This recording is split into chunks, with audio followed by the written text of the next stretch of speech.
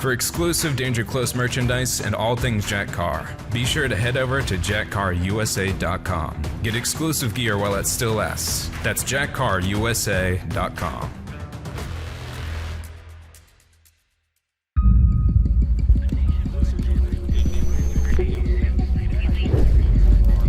This is the Danger Close podcast, Beyond the Books with me, Jack Carr.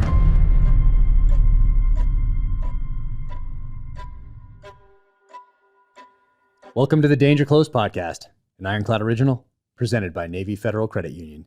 My upcoming novel, Only the Dead, hits shelves on May 16th and is available in ebook, audiobook, and hardcover for pre-order right now.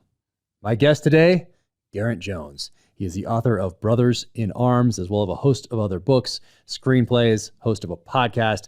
Fascinating guy, spent time in Iraq and Afghanistan, had a great time talking to him. So now, without further ado, Geraint Jones. Yeah, man, I've been super excited to talk to you. When did we get linked up? I was trying to remember, and who linked us up? It was Steve. Steve Pressfield? Okay, that's what I was thinking. I think. Sorry, mate. I got a bit of a delay. Yes, I thought it was Stephen Pressfield, and I couldn't remember because was it right when my first book came out or second one? It was a little while ago. I think your first one was out and the second one was coming out because I think when you came on Veteran State of Mind, I think we did Savage Son. Okay. Which one was that? Was that second? That was the third. So we probably did it in early 2020, or we did it in 2019, right. And we talked about it or something like that. But man, that was a while ago. I was trying to think. I'm like, geez, it's a few years have passed. Well, mate, the whole COVID thing, I don't know about you, but it seems to be this weird kind of time warp where everything feels like yesterday, but it also feels like it's been decades. Like it really messed up my sense of time. Yeah, you're not the only one. Same thing. It seems like yesterday, but at the same time, it seems like how long have we been in this thing? It's so wild. It's just crazy. But man, I don't even know where to start with you because, gosh, you've been busy and what an experience you had. And this is Brothers in Arms is so well written. Thank you. But I want to read something from it here in a minute. But path to the military. What was that path like growing up? Like what led you into the military? Well, so dude, I got some photos here. I'll try and show them on the camera. So nice. These are this is my grandfather here. He was RAF bomber crew in the Second World War, bomber command. Near my great uncle, he was a sappers. He was at Dunkirk. Wow. Then he went back a few days after D-Day. Then he went out over to Burma. He's got all kinds of decorations. Just a real guy. Growing up, I kind of looked up to those guys a lot. You know, as a lot of us do. But I also think, and this is something I'll talk with Steve a bit, and I listened to the podcast you did with him and he brought it up. I really think that there's just something intrinsic in us, one as men and, you know, and women too, but definitely amongst men that we kind of go out on this seeking adventure, usually dangerous adventure. I mean, there's a reason we get into so many accidents and scrapes when we're young men, but I think there's just a certain amount of people that are just born with some kind of gene or some kind of wiring that just makes you want to soldier. And you know, it's the call into it's a higher purpose, it's brotherhood, it's excitement and adventure that you're looking for. And you know, I went through I want to be a fast jet pilot like everybody does, but I was originally I was on the path to, you know, because I started to look at the military when this is in the 90s, and you know, back then there wasn't really much going on, some peacekeeping deployments, that kind of thing. And I thought, well, I'll go in, be an officer and do a career in the military, and maybe I'll get to go on some peacekeeping tours. And then Iraq happened while I was at college, and all of a sudden my friends started to go out because I was a reservist at the time. I joined the reserves when I was 17, and my friends started to deploy, going out on these tours, and they started to get some, you know, punchy tours. 2004, you know, the whole kind of Mahdi uprising. Mm-hmm. And I mean, I think you're quite familiar with that one yourself. Yeah. And I was like, you know what? I think it would make me a better officer if I went and did a tour as an enlisted soldier first.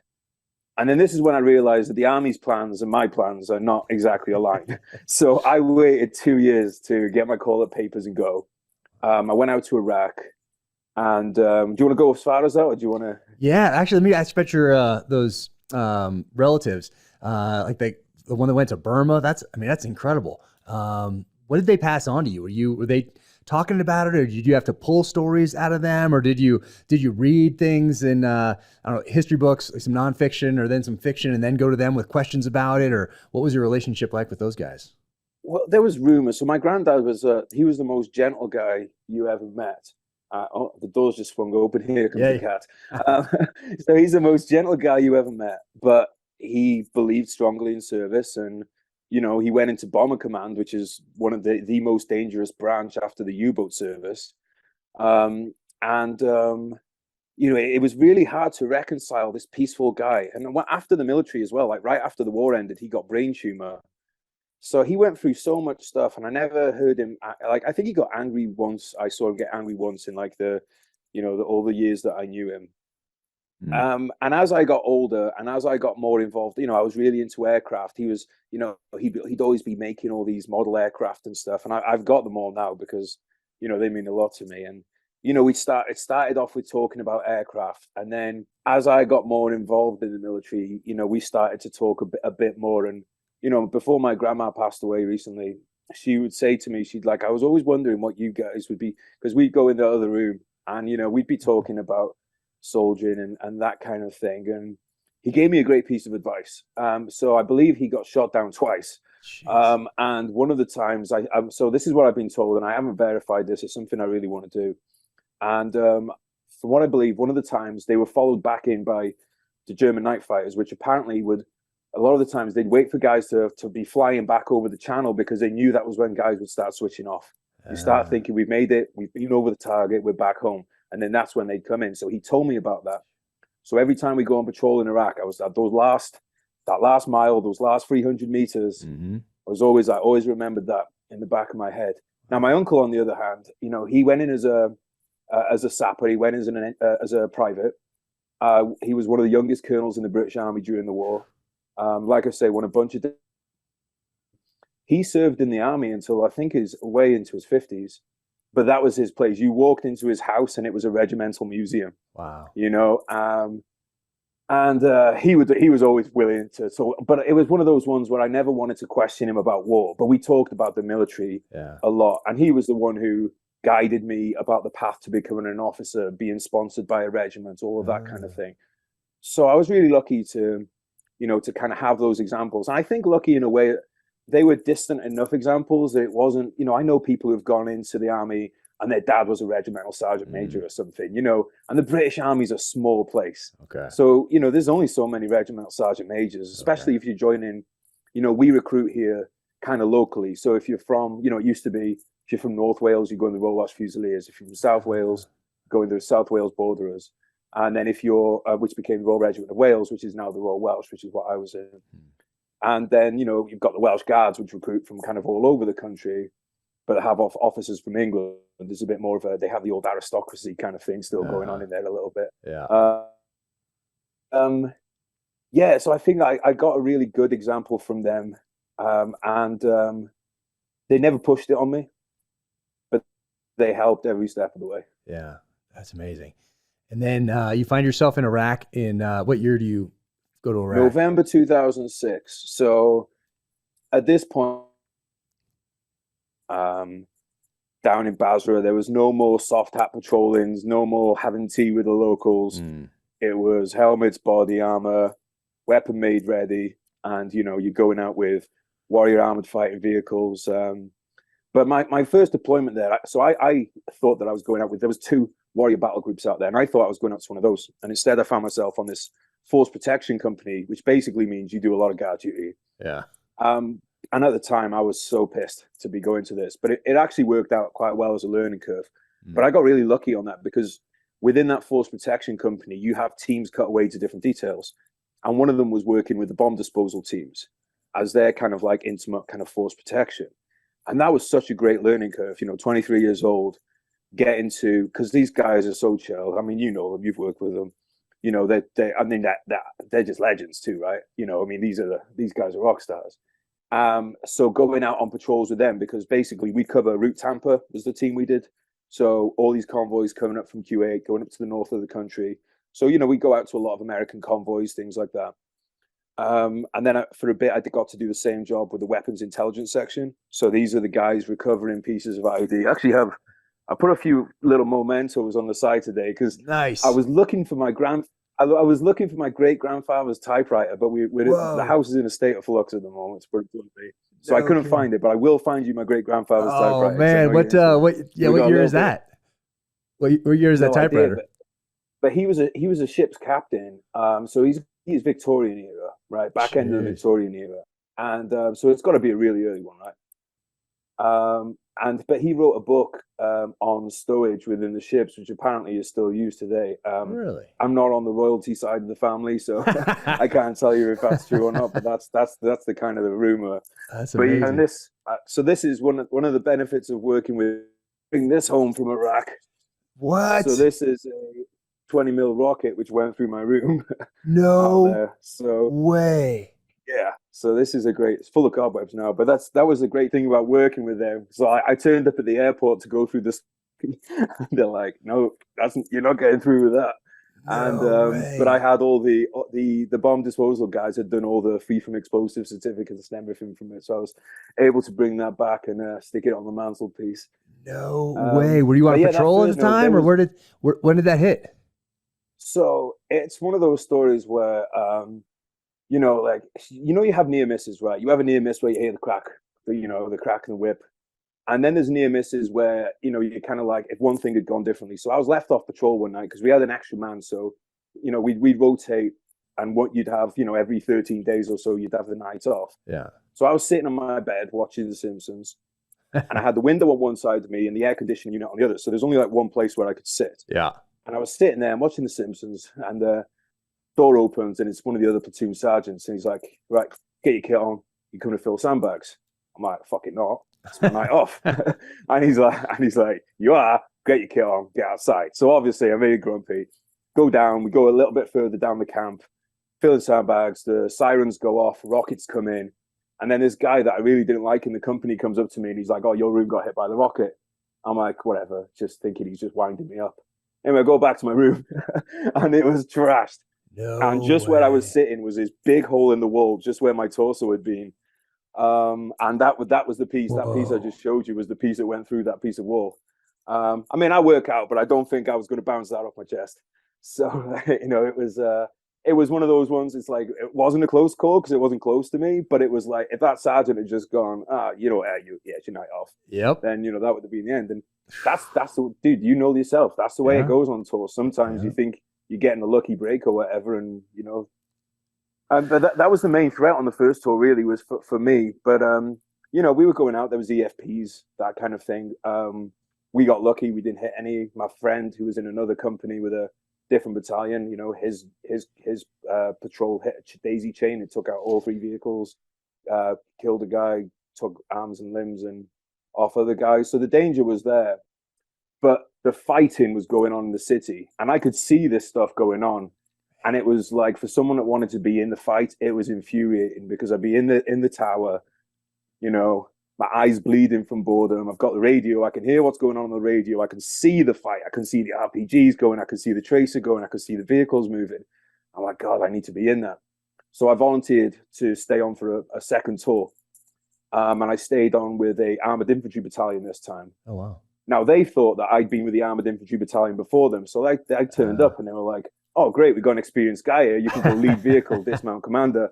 I didn't even know how to open the door on the vehicle. Oh, my gosh. But I was just like, yeah, no problem. I've got it. No way. But I kind of described my tour in Iraq of, there was a lot of shooting going on. Like, to go into the city, we had Challenger main battle tanks, Warrior armored fighting vehicles. We had US Apaches above us, because this is really interesting, actually. They could operate on different rules of engagement to us. Huh. Going into the city with main battle tanks, armored fighting vehicles, we had artillery on call, fast air on call. We had the same rules of engagement as a camp guard does in the UK. So basically, it was that kind of has to be like an imminent threat to life, essentially. It's called Card Alpha. So we'd have it on the radios that there'd be pickups full of armed militia coming towards us, and nothing you can do about it until they jump out and start shooting you, essentially. Now, in theory, if they're pointing a weapon at you, you could fire, but they then started to slightly change the rules of engagement so that, like, let's say there was someone laying an IED, you could then engage, that kind of thing. But really, that was only for sniper teams, drones, that kind of thing. Yeah. Generally speaking, like, I was so scared of going to prison because we'd hear all these stories about British soldiers getting dragged through the courts. You know, what happened to a friend of mine. I didn't meet him until after the fact, but I know firsthand, like, how bad this kind of situation was. And I was more scared of going to prison than I was scared of dying. You know, but our gunners in the Warrior turrets, they had a lot of fun on the 30mm cannons and the chain guns. Oh, yeah. But our job in the back was basically run out, kick a box. If it doesn't explode, run back into the truck. And that was the kind of, that was the tour. There wasn't really any sophisticated way of, like, people were like, well, how did you find the IEDs? Like, well, you run over and you kick the box. Oh, jeez. Oh, man. It was kind of old school. Yeah. You know, things advanced a little bit after that, but it was fun though, mate. It was a really good time. Like, I remember, especially if we were lucky enough to be like the lead kind of platoon, when we do these resupply, like, so to resupply Basra Palace, which was heavily attacked every day, the guys there got absolutely hammered. Yeah. To go and resupply them, you know, we had this convoy of, like I said, you know, a battalion's worth of Warrior armored fighting vehicles, which are equivalent to Bradleys for anyone who's familiar with them. Our Challengers are equivalent to Abrams. And I'd stand up on our vehicle and I just look down this long line of armor.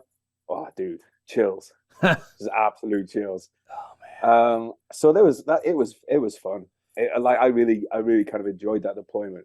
But where it got kind of weird was, so we spent the first few months, because this is another great one about the army as well. So I'm in Iraq. I volunteered for the second deployment, and the army, in its all of its infinite wisdom, is like, well, you need to go back to the UK and do pre-deployment training. Yeah. But I'm here. So they sent me to pre-deployment training for Afghanistan. Okay. So the instructors are like, what the hell are you doing here? I'm like, I'm going back to Iraq. And they're like, when were you there? I was like 4 days ago. You know, they're like, just go sit in your room. Oh my gosh. They're like, you're more current on it than we are. So when I got out though, you know, the battalion had already lost 4 guys. And you know what that's like? Outsiders, you know, in the infantry, SEALs, whatever, outsiders are already kind of looked down on anyway, right? But especially when you've started to take casualties, at that point, you know, you really just, like, anyone else is not your tribe. Yeah. That was quite difficult at first to kind of break into them, but we did, and we did some strike operations and stuff. Usually, and I'll be on the cordon, in like the inner cordon. And we used our reconnaissance platoon to do the door kicking, usually with a couple of SAS guys to do the entry. Okay. That was a lot of fun, you know, and we did that for a few months, and then the British government and the British military made a deal with the Jaish Ahmadi and the Badr Brigade to essentially, you stop attacking us and we'll leave the city. Now, from what I've read, and there's a great book, I'll get hold of a copy for you. I think you really enjoy it, called Losing Small Wars by a guy called Frank Ledwidge. Oh, I've not read that. Oh, mate, he's brilliant. He's been on Veteran State of Mind a couple of times, but he's a really fascinating guy. I think you dig him. Yeah, what's his name again? Frank Ledwidge. But I'll make a note. I'll send you a copy, mate. It's one of the books. It's one of the books that I like giving out. Oh, thank you. I appreciate that. I have a few books to send you, mate, when we finish. Nice. So nice. I need to get your new postal address. But nice. Yeah, so they made this deal, and they didn't tell the Iraqi government or the Americans what we were doing. Oh, jeez. And we just left. Oh. And then in the news, it was like, you know, when Kabul fell, everyone was clear what was happening, right? In one sense. But in Basra, it was all portrayed as it was all flags flying. It was, we've handed over to the Iraqis. And it's like, well, we kind of have handed over without telling them. Interesting. And then the US and like one of the kind of Iraqi shock divisions had to come down in the year later in 2008 on Operation Charge of the Knights and retake the city from the militias. And, you know, for me, it's just kind of unforgivable. One, because as troops, we didn't want to go. We wanted to be let off the leash. We knew where the enemy were. They were in the Shia flats, mostly. We're like, we're an armored battalion. Send us in. Let's go house to house and clear these fuckers out. Yeah. And they wouldn't have it. So it was incredibly frustrating. But then to make matters worse, as part of this deal, they started releasing all the people who'd been picked up in these strike operations over the past year or so. Yeah. and they had us open the gates for them. So we had to watch these guys walk past in front of us that our brothers and sisters had died apprehending. And then they'd go across this bridge on the other side of this big wide canal, and then they'd start doing quote unquote celebratory fire, which seemed a lot like direct fire to me. And we weren't allowed to fire back. And then, wouldn't you know it, as soon as the last prisoner was released, they unleashed the biggest rocket barrage on the base that had happened in years.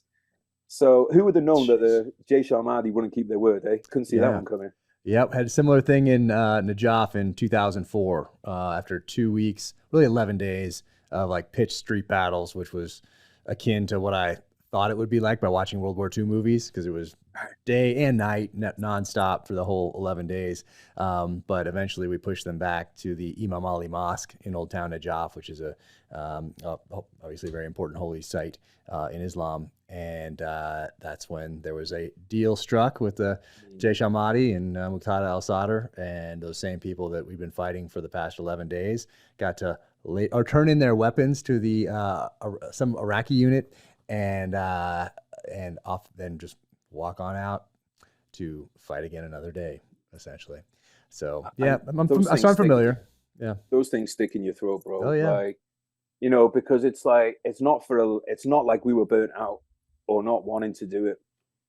And I think that was like, I can understand a deal being struck when you're on the ropes and you're trying to save the last of your men or whatever. But, the way I see it, it was like, well, these guys did die for nothing, in a sense of so there's two ways I look at this. One is they died doing what they love doing, which is important.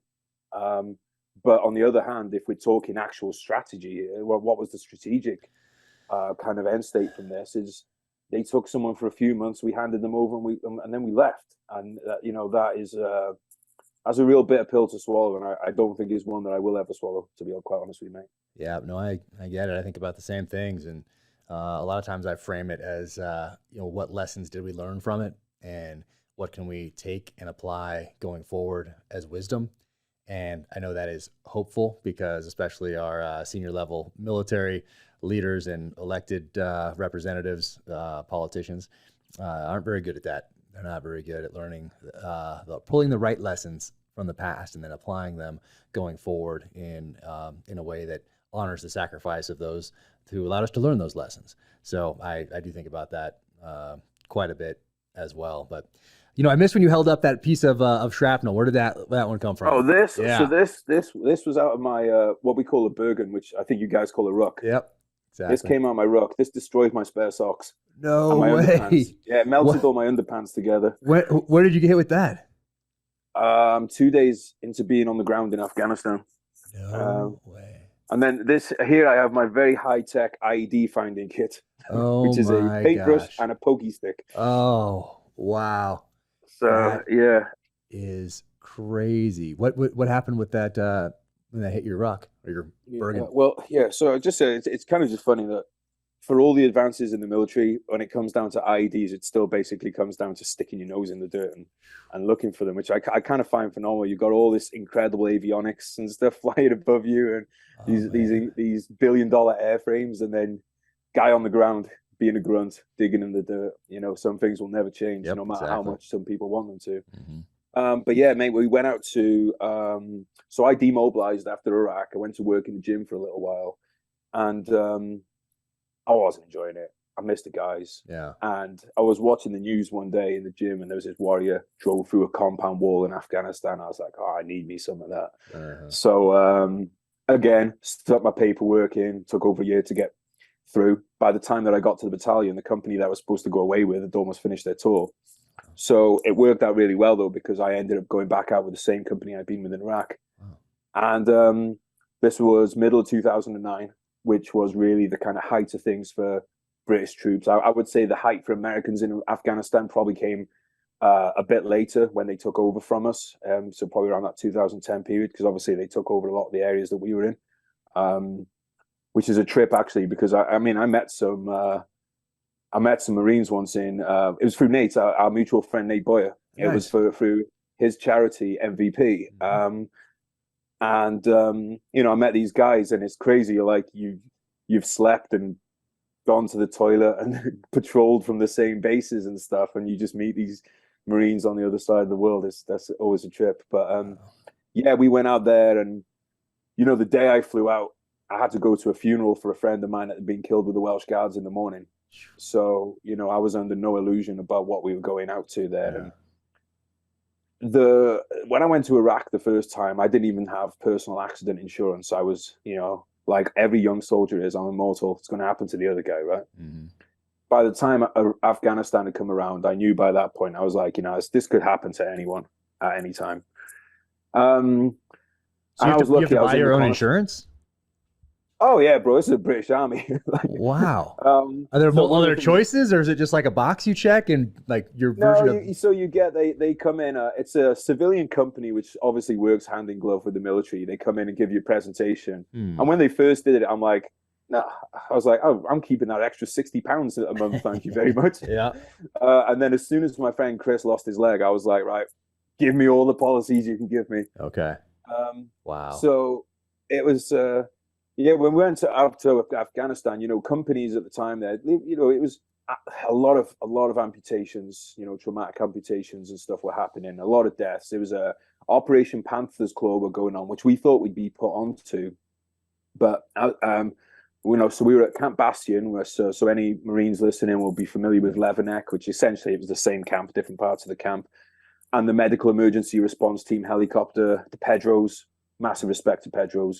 Those guys were just flying in constantly to the, and then you get the report, every night you get in, you have your brief, you get the casualty reports and stuff, and you're like, fucking hell, this is serious. Wow. They had GMLRS on the base, so they'd be firing, you got the Apaches in and out. So, you're like, it is kicking off out there. Yeah. And then we did that couple of weeks that we were there before going on the ground, we did a lot of ramp ceremonies, like a lot.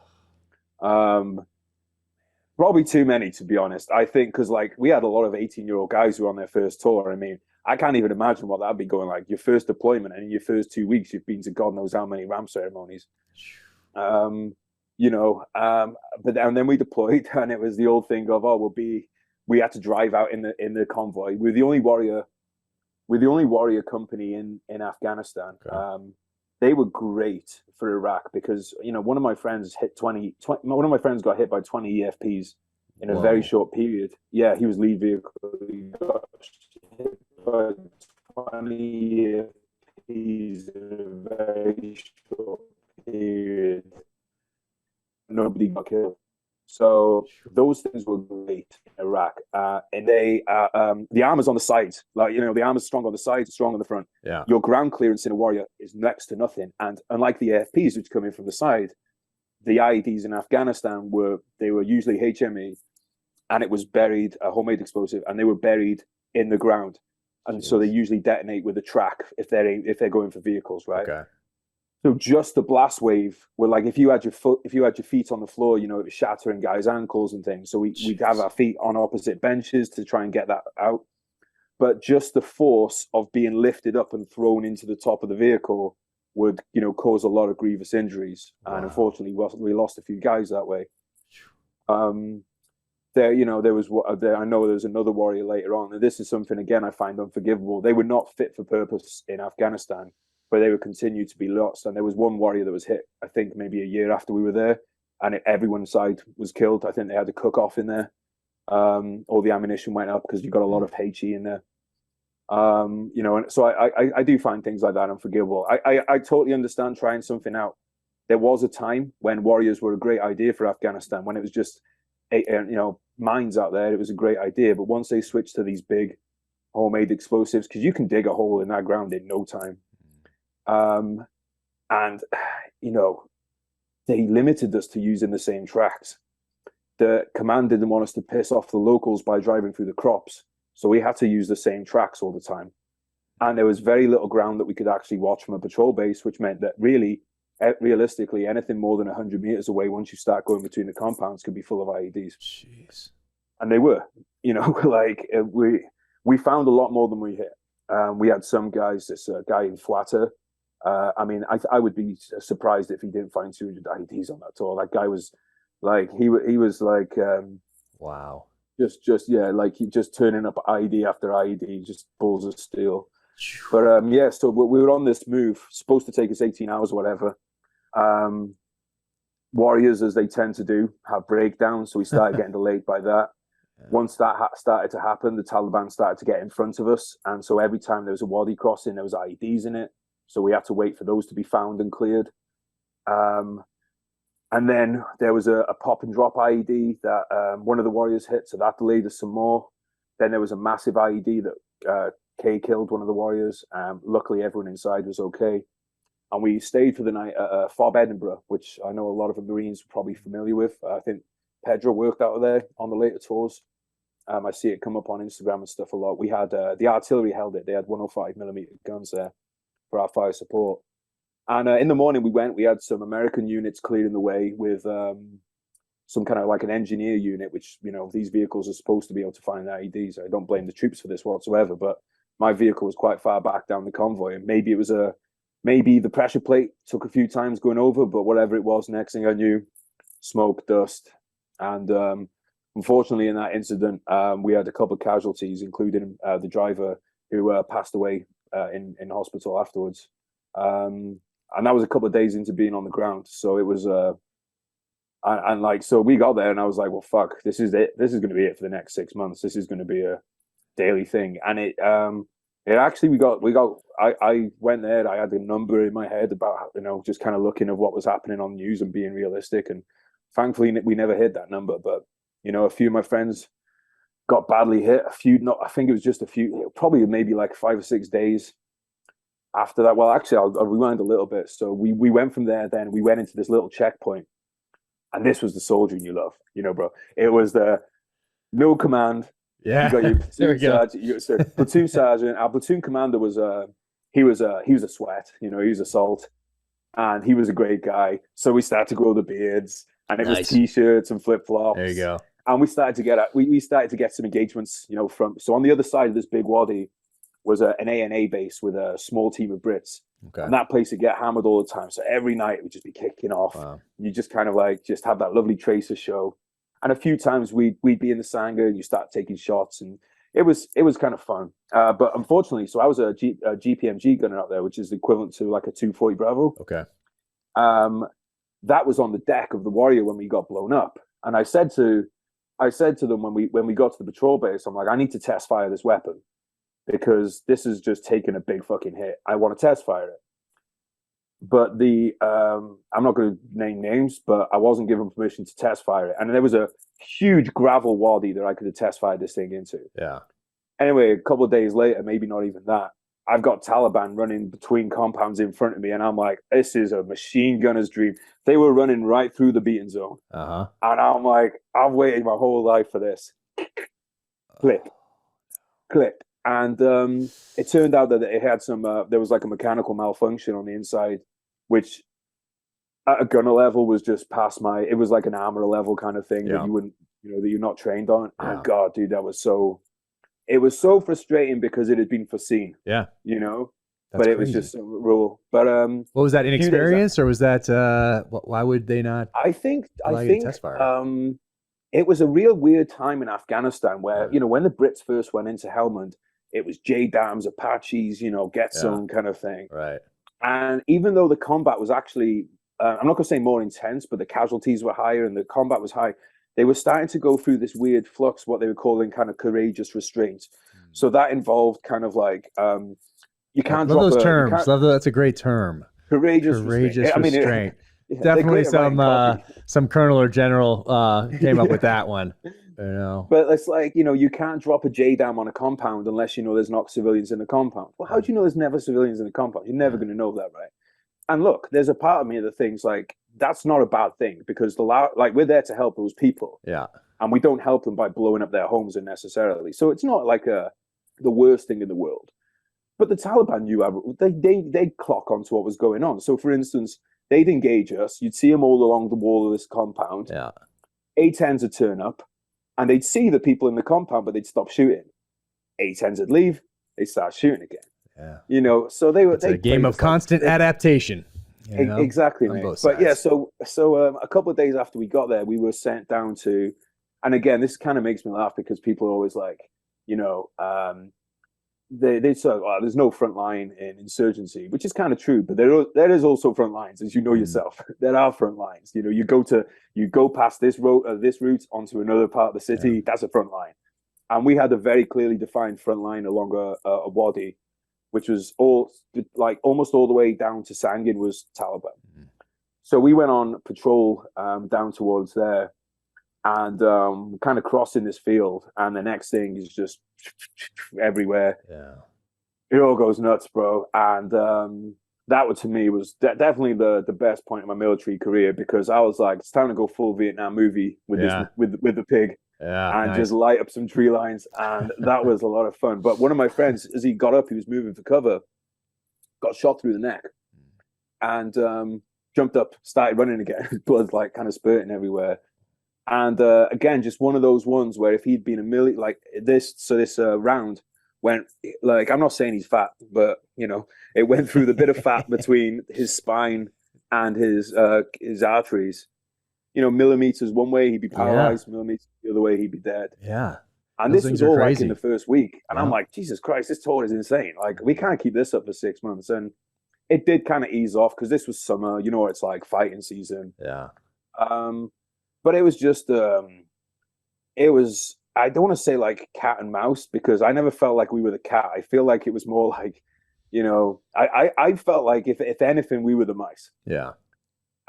Because we never, actually, I say we never. You would have enjoyed this one, mate, as a sniper. You would have enjoyed this. We went out, we walked through a cornfield, we dropped off a sniper and a gun team. Yeah. And I was like, this is never going to work. They're going to count us in, they're going to count us out. And it was overwatching this wadi entrance, which was always just full of IEDs. Yeah. And they came out middle of the day, started planting IEDs, and our guys bagged them. And I was like, well, this is great. Let's do more of this. It was the only time we did it on the tour. Really? I could not understand it. And like, in Recce Platoon, you're trained to work in 3-man teams, and I could never understand. I'm like, look, we're trained to work in 3-man teams and advance towards, basically it's all based on Soviet tactics, right? So it's like, we're trusted to be 3-man teams and go against a Soviet armored brigade, but we're not being trusted, because we were like, well, look, just send 3 of us out at night. We'll go out on our own. Yeah. We'll set up. We know where all these vulnerable points, they clearly come in, because what would happen is we go in the day, we clear it, they come back at night and relay the IEDs. Right. So let's put teams in. And they wouldn't let us do it. That's crazy. Now I know why, and it's because the British mission very much became about limiting casualties. Yeah. And it was the press. They did not want the press of more casualties, which, as anyone that's been on these deployments will know, you limit casualties by being offensive. Mm-hmm. You take casualties by giving handing over control of the battlefield to the enemy. So I think a lot of people thought that they were helping out by restricting like this, but all it made you do is like, we were victims in a way, because every device we hit was victim operated. Pressure plates, they put tripwires out, that kind of thing. Jeez. So it's like, let us go out and let us dominate the battlefield. Yeah. We were quite happy to be like, look, we're quite happy to go out in a 3-man team or at a section level, and every time we went out and we did an op, it would be a big scrap, and it was a lot of fun. I think the coolest thing I'll probably ever see in my life was an A-10 strafing run. I don't think I'm ever going to top that. Oh yeah, it's in here. You talk about it in here. Yeah, or at least one of the times anyway. Yeah, I mean, and that to me was like, I've always been a fan of America.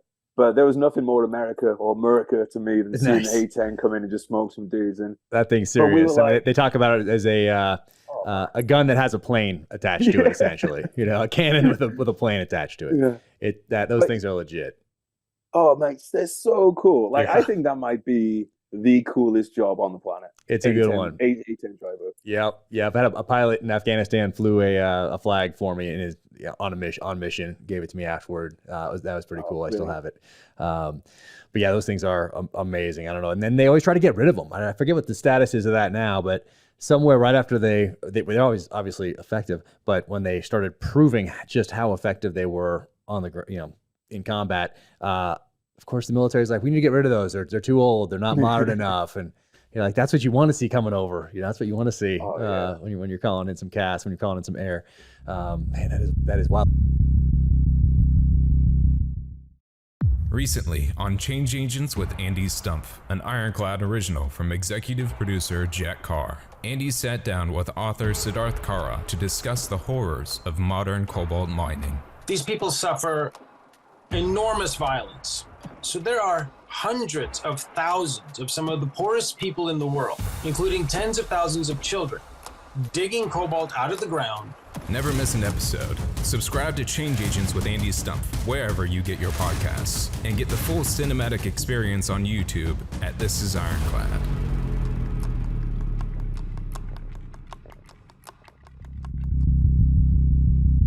All right, today I want to talk about Protect.com. That is Protekt.com. Started by my buddy Nick Norris from the SEAL teams, who was recently on the podcast. He's all about health and wellness and living that best life. So what we have here, hydration, immunity, energy, rest, liquid packs. Because we all want to feel our best. We dream of waking up with plenty of energy to excel at our work, our personal lives, and have a great workout every single day. But the reality is, very few of us do that. That's why Protect was started. And you can grab a convenient pack right here. This is energy. So this has been boosting me through my latest novel. And look at that. It's a liquid pack right there. You just, bam, add it to a glass, add a little water, and you are good to go. So hydration, love the hydration, and the immunity and the clarity, which I'm going to take as soon as this podcast is over and I get back to writing. So all of that plus the rest. How important is that rest? Right here, take that an hour and a half before bed for some great sleep. And for hydration right here, 30 minutes after you wake up and right before your workout. So swap that daily energy drink for the energy. Try that hydration, that immunity, that rest. And they also have products like this, Reef Safe Sunscreen, SPF 50. Protect right there. And right now you can get 25% off. Go to Protekt.com. That is Protekt.com/dangerclose for 25% off. Go check them out. But what happened with the IED that got hit your rock? Oh God, sorry, dude. So basically, my kit was hanging over. We didn't have enough room in the back for our kit. So inside we got the ammunition, that kind of thing, and then we'd like carabiner our kit onto the outside. Okay. So if we were doing long moves and stuff, so I got back to mine and it was absolutely shredded. I pulled out my so what it's like when you're in these kind of places. You go quite a long time before changing your underpants when you're living in like a compound or something. I thought it's time for some new underpants. I pulled them out, and the heat of it had just melted everything together into this big, this big kind of ball. But my mum thought she was doing me a favor because she saw him in my bedroom and was like, "Oh, I'll put these in the wash for him." And then she's like, "What's this big fucking lump of metal in there?" No way. So what was the hit? Do you remember like the hit? Did you guys stop and have contact, or was it just an IED?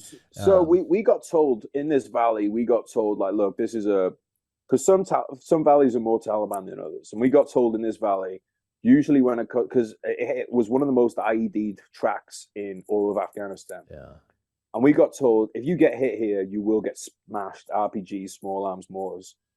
So when we got hit, I had to pop, because in the back, there is a small tunnel that you can get to technically to the driver, but it's fucking useless. So I went out the top.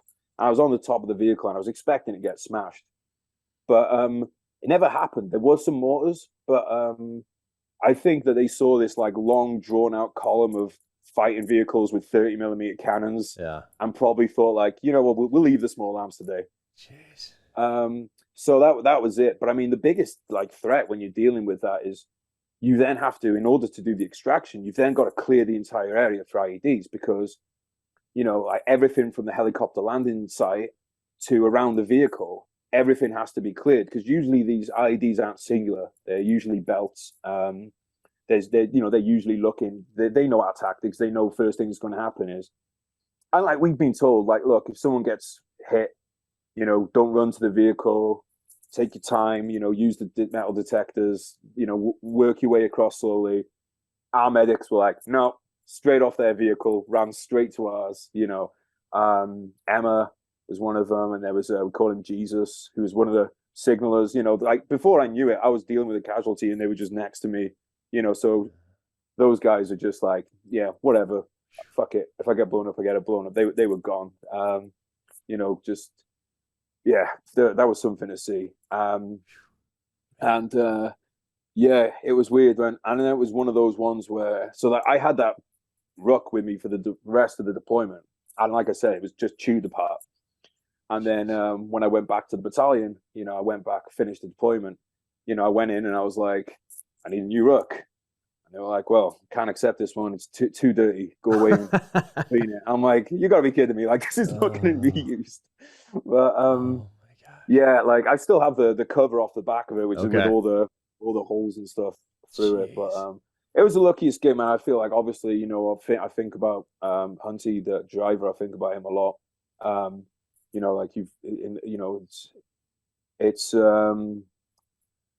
you know, it's just something you don't forget every now and again. Those memories. I was just driving down to London the other day, and it just kind of pops up into your head, and you kind of forget that you've been through these things sometimes, and they just kind of hit you. And you know, there's this mixture of, it's sad, obviously, but there's also like a bizarre element to it. Like when you're back in the UK thinking about these things, you're like, it seems surreal to think that you were on the other side of the world in this life and death situation, and like it's just weird, you know. Like, you know, when you think about some of the stuff that you've done, do you ever have that? You just like, because Vinny, like when you had Vincent on recently, you know, Vinny's a bro, and I loved what he was saying about it. Like he'd finish an operation and he'd be like, that was just wild. Like what? Like crazy. And that's kind of how I feel about it. I'm just like, this is just nuts. I mean, especially that when you do it for 20 years as a country, and then it's like not even talked about anymore. Well, this is, so I've got to get you a copy of this one, bro, because this is the recent one. Oh, wow. So this is one of the ones I got to post to you. Oh, very cool. I didn't know that one. For some reason I missed that. Only came out, only just come out. Okay, awesome. Like literally last week. So I'm going to get that to you. Yeah, what's it called again for those that are listening? What's it called? Escape from Kabul. Written with my friend Levison Wood, who's a former paratrooper. Nice. But it's all interviews with everyone who was out there. And okay. That was kind of one of the reasons we wrote it, was to try and kind of, like you said, it's this 20-year thing, which is most of our friends have been involved with. We've been, you know, like, and it's just, it was like, we'll try and make some sense of the ending of this kind of thing. But actually, like I said, I put a few little things on here. I thought you'd enjoy. Yeah. So this one here, this is Levison gave me this. This is a coin from Afghanistan. Oh wow! And it's a Greek coin, ancient Greek coin. So I believe this has probably belonged to one of Alexander's troops. Wow! Out in Greece. So way. I thought you'd like that, mate. That's amazing. So where did you guys find that? So Levison gave me that. Levison, right? He went backpacking across Afghanistan on his own 18 years ago.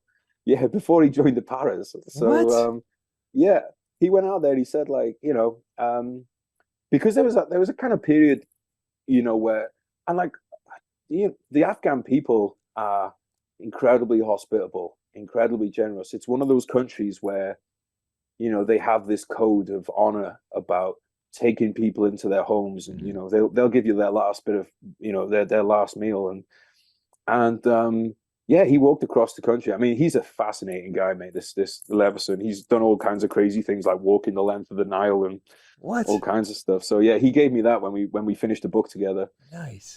So yeah, I mean, like one of my favorite books is Steve Pressfield's The Afghan Campaign. Oh yeah, I love that book. One of my favorites, bro. Yeah. It's on my reading list for anybody interested. Yeah, I love reading that. When did I read that? I forget exactly when I read that, but I had a pen in hand and was circling some things, and because he does such incredible research and just brings you into those time periods, and I made some notes on that one. But yeah, amazing book. You know, in the 70s, 60s, people would go to Afghanistan, and they, like, from America, they're over there in Europe, and they're backpacking around, and they have the Eurail pass, and then they're like, you know what, let's push a little farther east here and go to the exotic lands, and off they'd go to Afghanistan in like late 60s, early 70s, and it was a destination, back then for, backpackers that are exploring during college or after college or whatever. And then obviously we get to late 70s, and then not so much anymore. But man, that's wild. That's a really cool quote. And I see you have, speaking of Stephen Pressfield, I see you have the mug, and I'm forgetting the name of the mug right now. Yeah, that's it. Pottery. What is it? Pottery. Something like that. Yeah, I'm forgetting the exact name. I think it's Joe Cottery. Yeah. I apologize if I'm butchering your name, mate. But it's great. Yeah, I have mine up on my bookshelf in the other room here. But it's supposed to catch like the mud, right? Like dirty water. That's why it has that weird, has that different bottom to it, because it's supposed to like catch the mud out of a dirty water as you were drinking it back in the day. So he had those for. Have you put yours to the test yet? Because I gotta be honest, like I haven't drank out of any muddy puddles. I'm trying to avoid it these days. I'm happy with it on the exactly. I'm trying to avoid it these days. But yeah, that was the idea. I'm afraid to like use it next because I'm afraid I'm gonna wash it, or someone's just gonna throw it in the dishwasher. See it there, and I'm gonna turn around and be like, where is it? And all of a sudden it's gonna be in pieces. But it's a beautiful piece. And Stephen did that for Man at Arms. Another great book. When that book came out. Yeah, awesome. He's a tough act to follow. He is. I love that guy. His latest one, Government Cheese, is fascinating as well. It's his memoir that recently came out at the first part of the year. And it's so inspirational for people that are expecting overnight success, as we're being more programmed to via social media channels and everything else. That's where people's minds go, and they think they're a failure if they, on day two, they're not the success that they want to be. And he takes you on that journey. His path from a cab driver and a truck driver and picking fruit, and I mean it's amazing, his journey. So that's a good one as well. But how long was your tour in Afghanistan? I think about 6.5 months. Okay, something like that.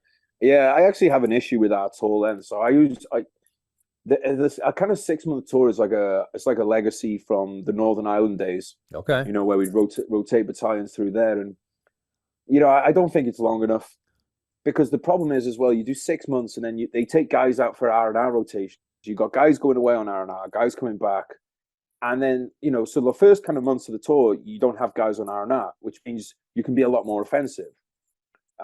Because you've got to hold a patrol base, so that's a platoon, and then so you've got a couple of platoons to work with. But then if you've got 20 guys away in the R&R cycle out of 130 guys, that really impacts your ability to launch operations. So either end of the tour you can do operations really, but then really in the middle of the tour all we were kind of doing was ground holding, and I just think, like, look, we've signed up for this, so don't give me my 2 weeks. Like, we're here to do a fucking job. Let's do the job. And I'm sure there's people that complain about that. And I just think, all right, cool. You can go away, and the rest of us will stay in and do the job. Yeah. And I think as well, the way that we do it, and you come in with a new brigade, and the brigade places the other brigade. I don't like that either, because it basically means that all that kind of knowledge of on the ground has to be learned back again, and then you go away. Yeah. And even when you come back, because mate, you've seen it in Iraq stuff, like your Iraq deployment at 1 year is not the same as your Iraq deployment in another year. Right. So, you can say, oh, well, I'm on my third tour of Iraq, but it's like, well, what Iraq are you getting this time? Yeah. You might have been really clued up on one type of Iraq, but you come back in and it's very different. Some things obviously transfer, but a lot of it, there's a lot of skill fade there, and like not even skill fade. A lot of the times you're having to learn things from scratch again. So, so for instance, somebody coming to Iraq in 2007 that had been there in 2005 is going to find a very different Iraq in Basra. Yeah. Exactly. And then in Afghanistan, like if you're there 2006 and you get into contact and you can just call in the A10s, well, you're in a very different position in 2009. Mm-hmm. And if you go there in 2012, you're in a very different position again. So I think that we should have been there longer. I've never understood as well, like these were our wars, right? We're at war in Iraq, we're at war in Afghanistan. Some people say they weren't wars. I'd say that they've never been on the sticky end if they don't think they were wars. But I just think like the idea that, you know, when the Second World War happened, the idea that we'd keep the bulk of our troops in the UK and not deploy them, like, it's like, are we doing this job or not? Yeah. You know, like, why are we holding back the majority of the army in the not knocking at the door? You know, we're not under threat of invasion. Let's get enough troops out there to be able to really take the fight to them. And we never had that. It was always like, you know, the battle group commanders out there had an incredibly tough challenge because they're trying to launch operations, but it's like, so when we'd end up doing an operation, you'd have a company from this battalion, a platoon from that battalion. It was like this hodgepodge. And I think it speaks to the professionalism of all the units that we'd be able to work with each other. Also the training standards of the army. But, you know, it shouldn't be that way. Battalions should be able to launch their own ops, you know. And then obviously, you know, you might bring in some specialists, but this idea of having to be hodgepodge, bringing people in, and now that wasn't the same for everyone. Like, for instance, that year you had the Welsh Guards battle group operating as a battle group. But, you know, I think a lot of other people have this experience of, you know, it's almost like, you know, when you have the German retreat at the end of the war and they're grabbing chefs and people and kids and shoving them into uniform and just like, right, we need another 5 bodies. Where can we find them from? I've never got my head around, well, we've got divisions of guys sitting back. Why have we? This is the war. Yeah. Out here. Yeah. No, exactly. It's it seems like if we'd put over, you know, our senior level officers and say, hey, your troops aren't going home until this is done, whatever that mission might be, we would have gotten out of there a lot sooner. But it's just such a crazy thing to think about. 20 years, you have guys that came in whose sons then also fought in the same war. It's just heartbreaking, and you know, especially seeing how we left at the end of it. How'd you feel about that when you're watching everyone pack up and leave, and then Taliban take over, and are you watching provinces fall from the spring through the summer until the final evacuation? Are you thinking about it? What were your thoughts from, let's say, spring to the end of summer in 2021? Well, to be honest, mate, I'd gone through the process of, I would call it grief. It was a grieving process in 2014, where the areas that we were in were taken by the Taliban back then. So we didn't even where we were, didn't even make it till 2021, you know? So I'd already gone through that process. I remember once I turned the TV on while this was happening, and the mother of one of our guys that died was on the TV, and that hit me really hard because you're like, fuck, you know, and this was only 4 years after the tour, you know? So really, like, you know, within 4 years of us being there, it was back in Taliban hands. Once they pulled the Brits out of Helmand, they pulled the Marines out of Helmand. That was it. So I'd already kind of gone through that. It was, you know, I was under no illusion that as soon as we left, you know, I think it was 2011, Obama came out and said that they had this timeline, and then once he did that, I'm like, was over. Like, this is insane. Yeah. So there was no shock.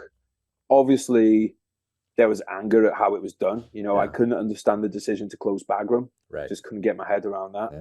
Yeah. I couldn't understand the idea about, so the British Parliament, these provinces are falling, right? And their thing was all, well, they're not going to take Kabul. And I'm like, well, how about we plan for they might? Instead of just why not launch the battalions now, get them in there, them time to get out of the airfield, set up outer cordons from there so that they can process people through. So we're not just closed into this with a few gates. You know, how about we actually go out there and dominate the ground? Yeah. You know, and instead our troops started landing when the civilians were already coming onto the airfield.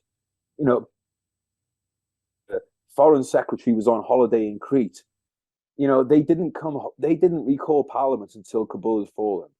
I'm like, we've invested 20 years into this war. We've invested hundreds of lives, thousands and thousands and thousands of Afghan civilians are dead.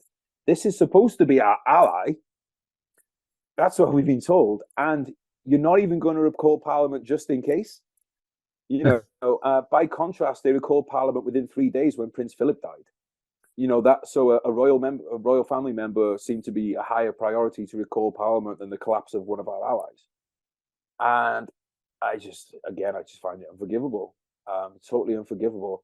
And like I'll send you a copy of this book, mate. But I'm not telling you anything you don't already know. Here is that Kabul should have been a much bigger disaster than it was. Our troops really snatched they snatched some kind of victory from the jaws of absolute defeat and disaster. And but for I think one of the things for me that were positive that I took from it was the way that veterans kind of rallied to the standards.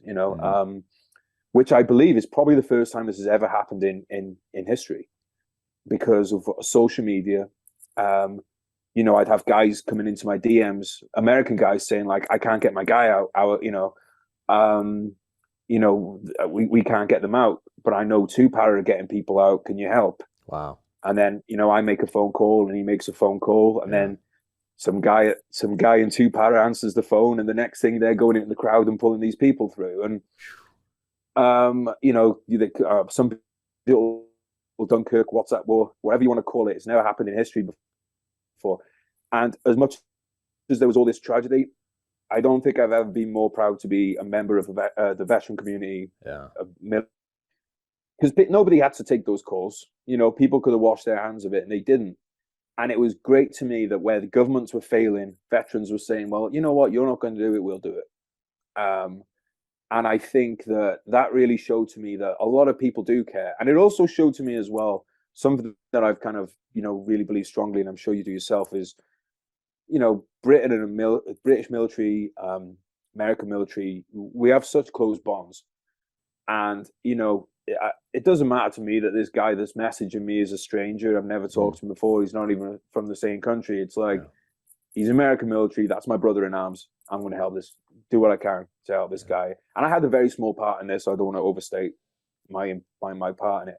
But it was great. And I know this is one of the families that we helped. They're settled in America now. And, he's an Afghan SF guy, came out with his family. And the American SF guy, he's the EOD guy. Every now and again, I'll just get a message from him like, hey, brother, just think, and it's like, that means a lot. And I think a lot of us feel like we did more good in those few weeks. And again, to stress it, my part in it was tiny. But even that tiny part, I felt I did more good than 6 months of being out there.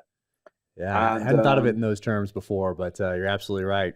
And I was having that same thing. I have guys on the ground, and I'm getting these texts because people just think you can help or reach out to somebody, and you just do what you can. But man, and we had guys there for a while, like after the withdrawal, that were still there into the fall, getting people out and still getting messages, and you do whatever you can. But yeah, I hadn't thought of it in those terms before. But you're absolutely right. Now that I think of it like that, a lot of good was done in those, in spite of all the barriers put in place by our governments. That I don't know, they had 20 years to prepare for that moment.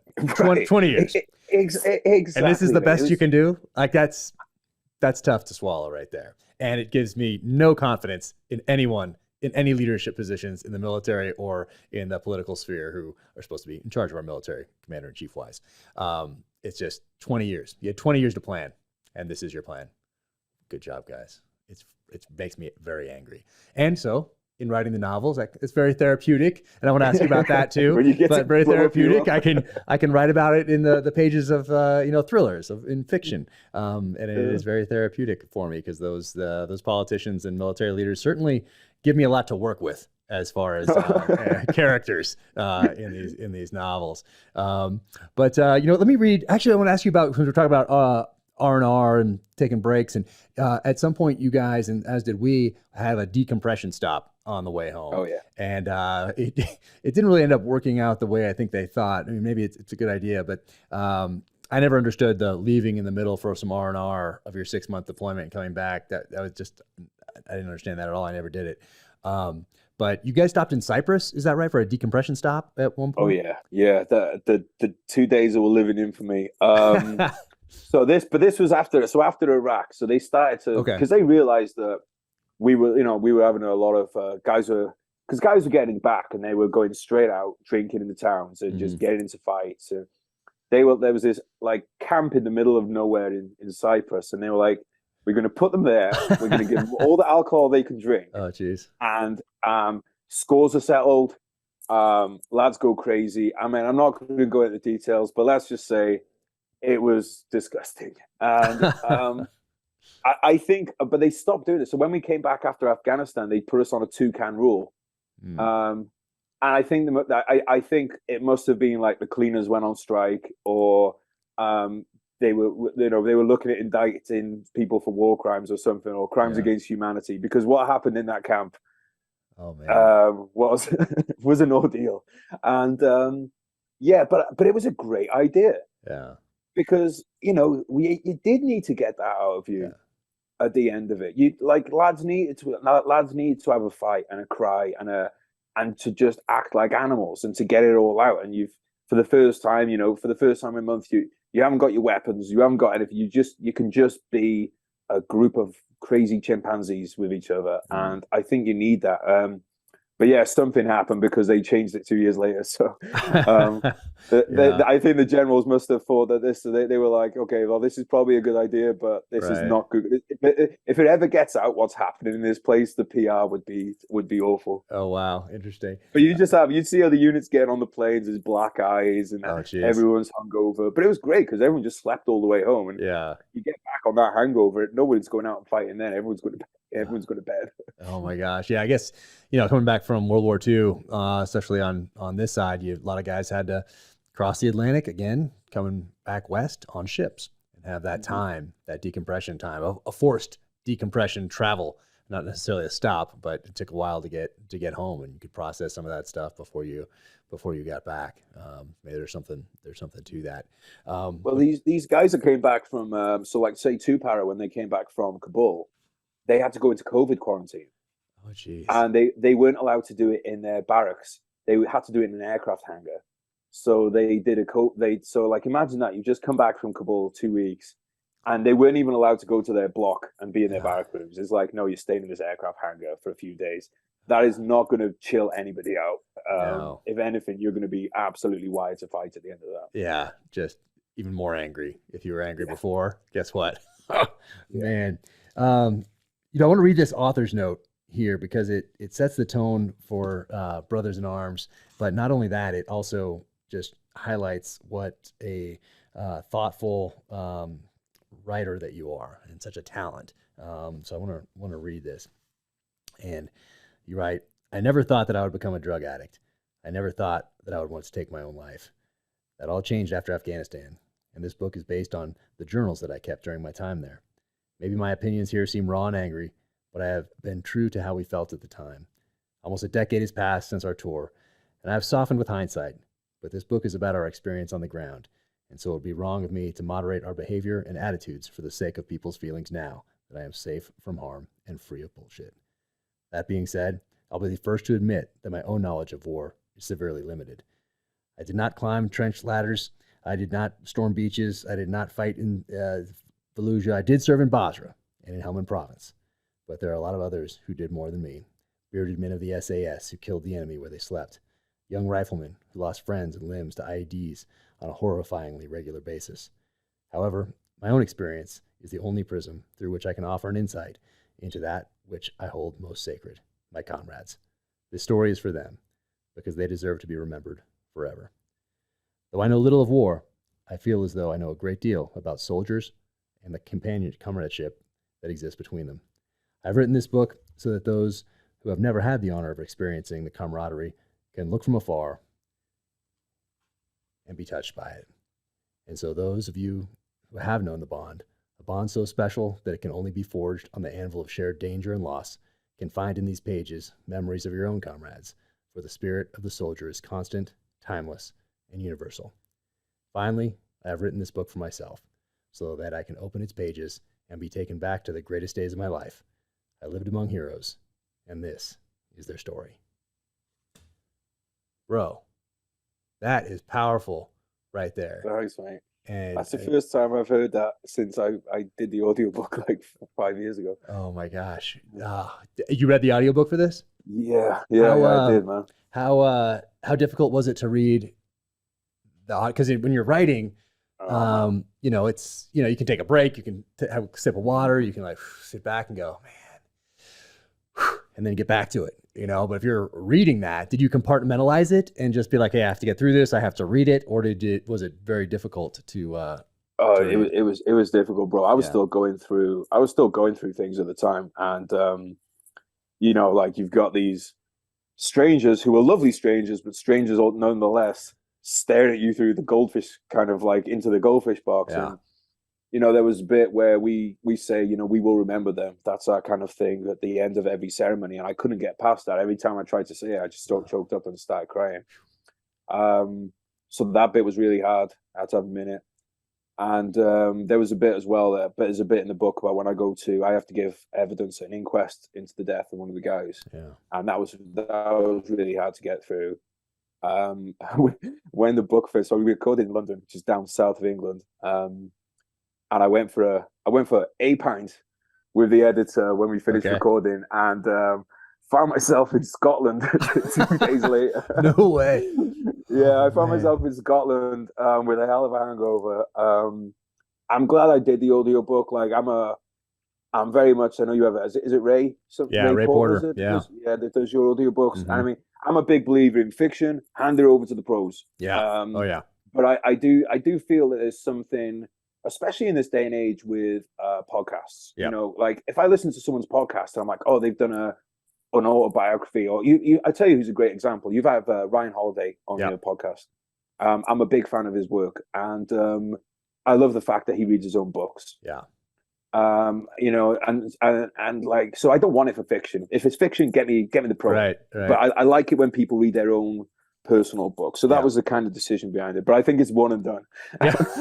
I think the same thing. I think the same thing. Turn the fiction over to the pros. But if it's nonfiction like this, it's a personal experience, then there's oh my gosh, there's so much value in you reading it. But if it's nonfiction, like I have a nonfiction coming out in fall of 2024 on the 1983 Beirut barracks bombing, and I'm gonna have Ray read that because it's not me. It's still, right. Yeah. Exactly. Mate. Like Escape from Kabul, we had our friend Ash did it. Both Levison and I have narrated books before, and we're like, do you want to do it? No. Do you want to do it? Fuck no. Okay. And it's hard. For anybody listening, it's not easy. Even if it's not emotional. Like, this is super emotional. I had to read, I didn't have to, I volunteered to, I was like, hey, why don't I do a new forward for the Terminal List for a special edition when the show comes out? We'll put some photos in there from the set. I'll talk, because I get questions about it all the time about how did you do this? How did you get your book made into a series?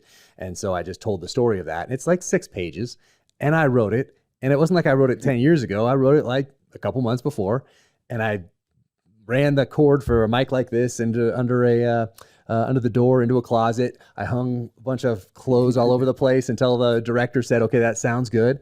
And then I read it, and it's hard, and it's not even emotional. It was just whatever that is. It was very difficult for me to read it, and I had respect for Ray and all the guys that do the narration before. But now I really do, because I could barely get through 6 pages in a few hours. It was crazy. And those guys are reading. I mean, I had Scott Brick, Scott Brick and Ray Porter are like the 2 top guys in narration.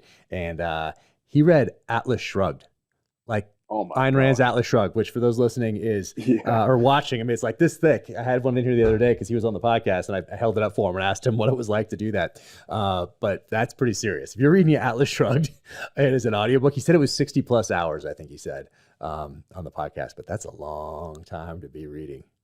Oh.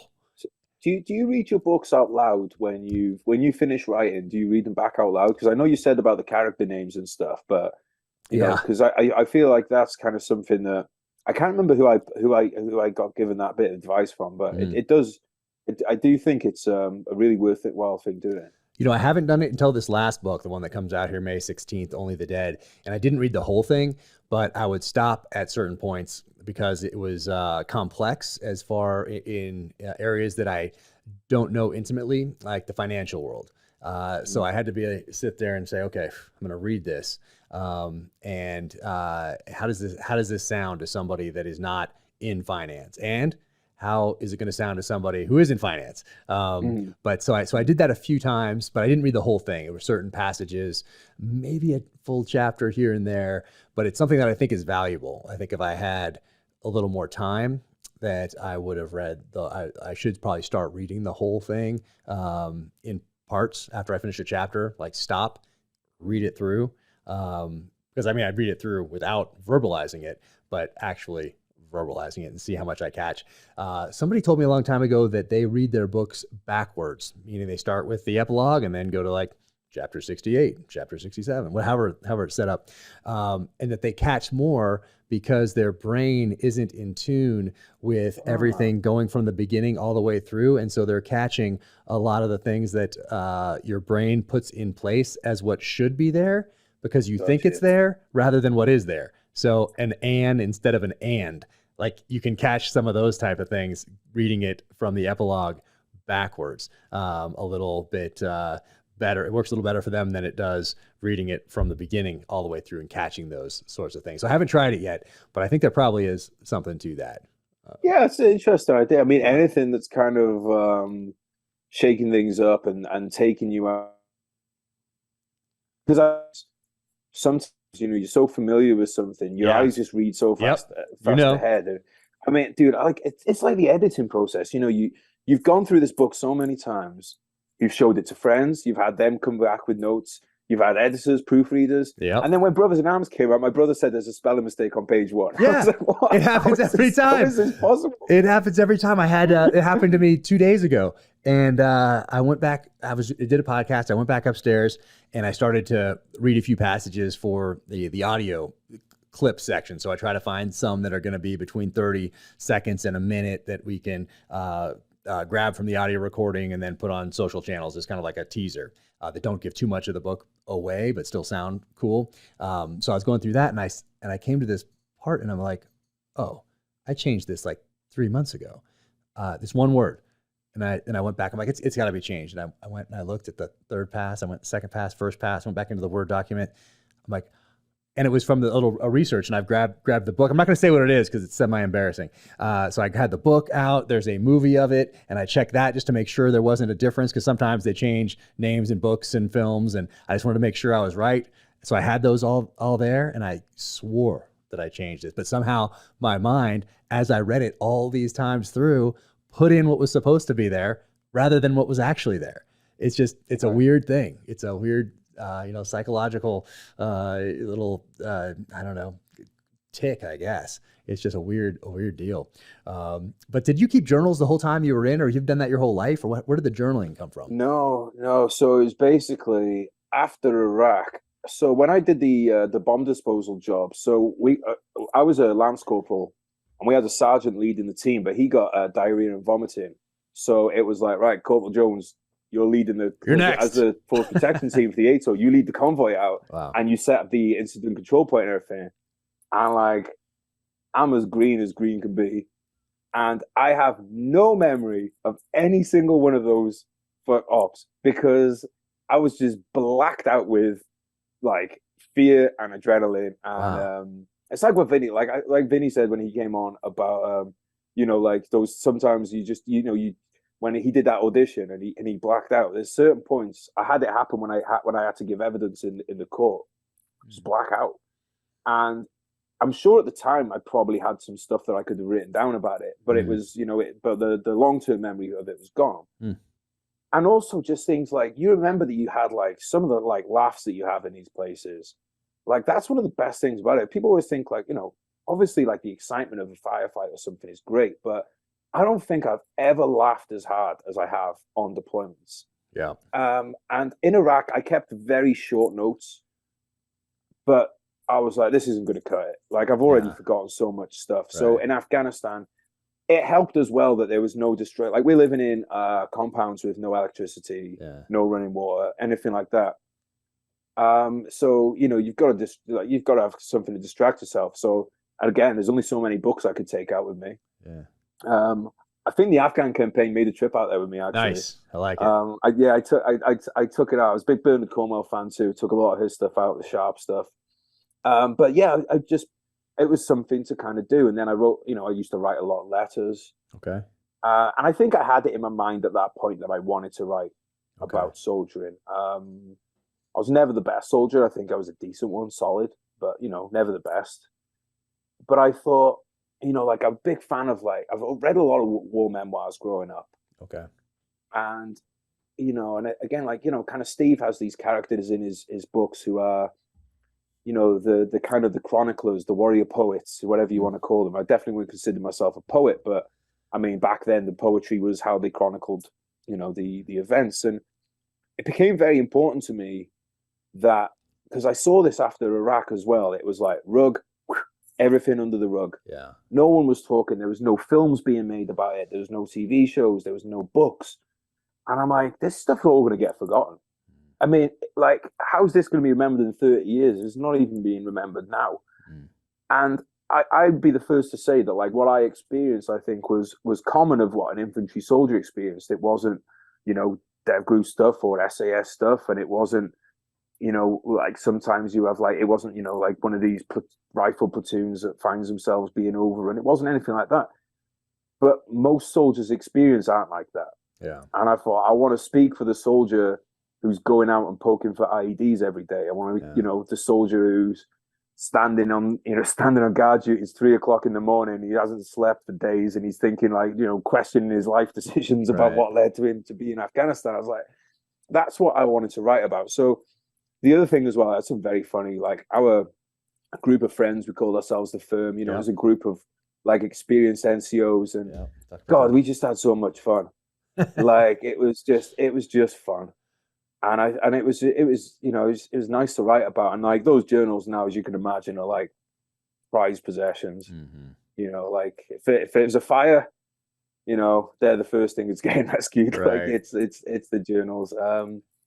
And I'm really glad I got him, open them up, and his dust and see the sweat drips. Oh wow. In there and everything. And I'm really glad that I used those. And I started writing the book.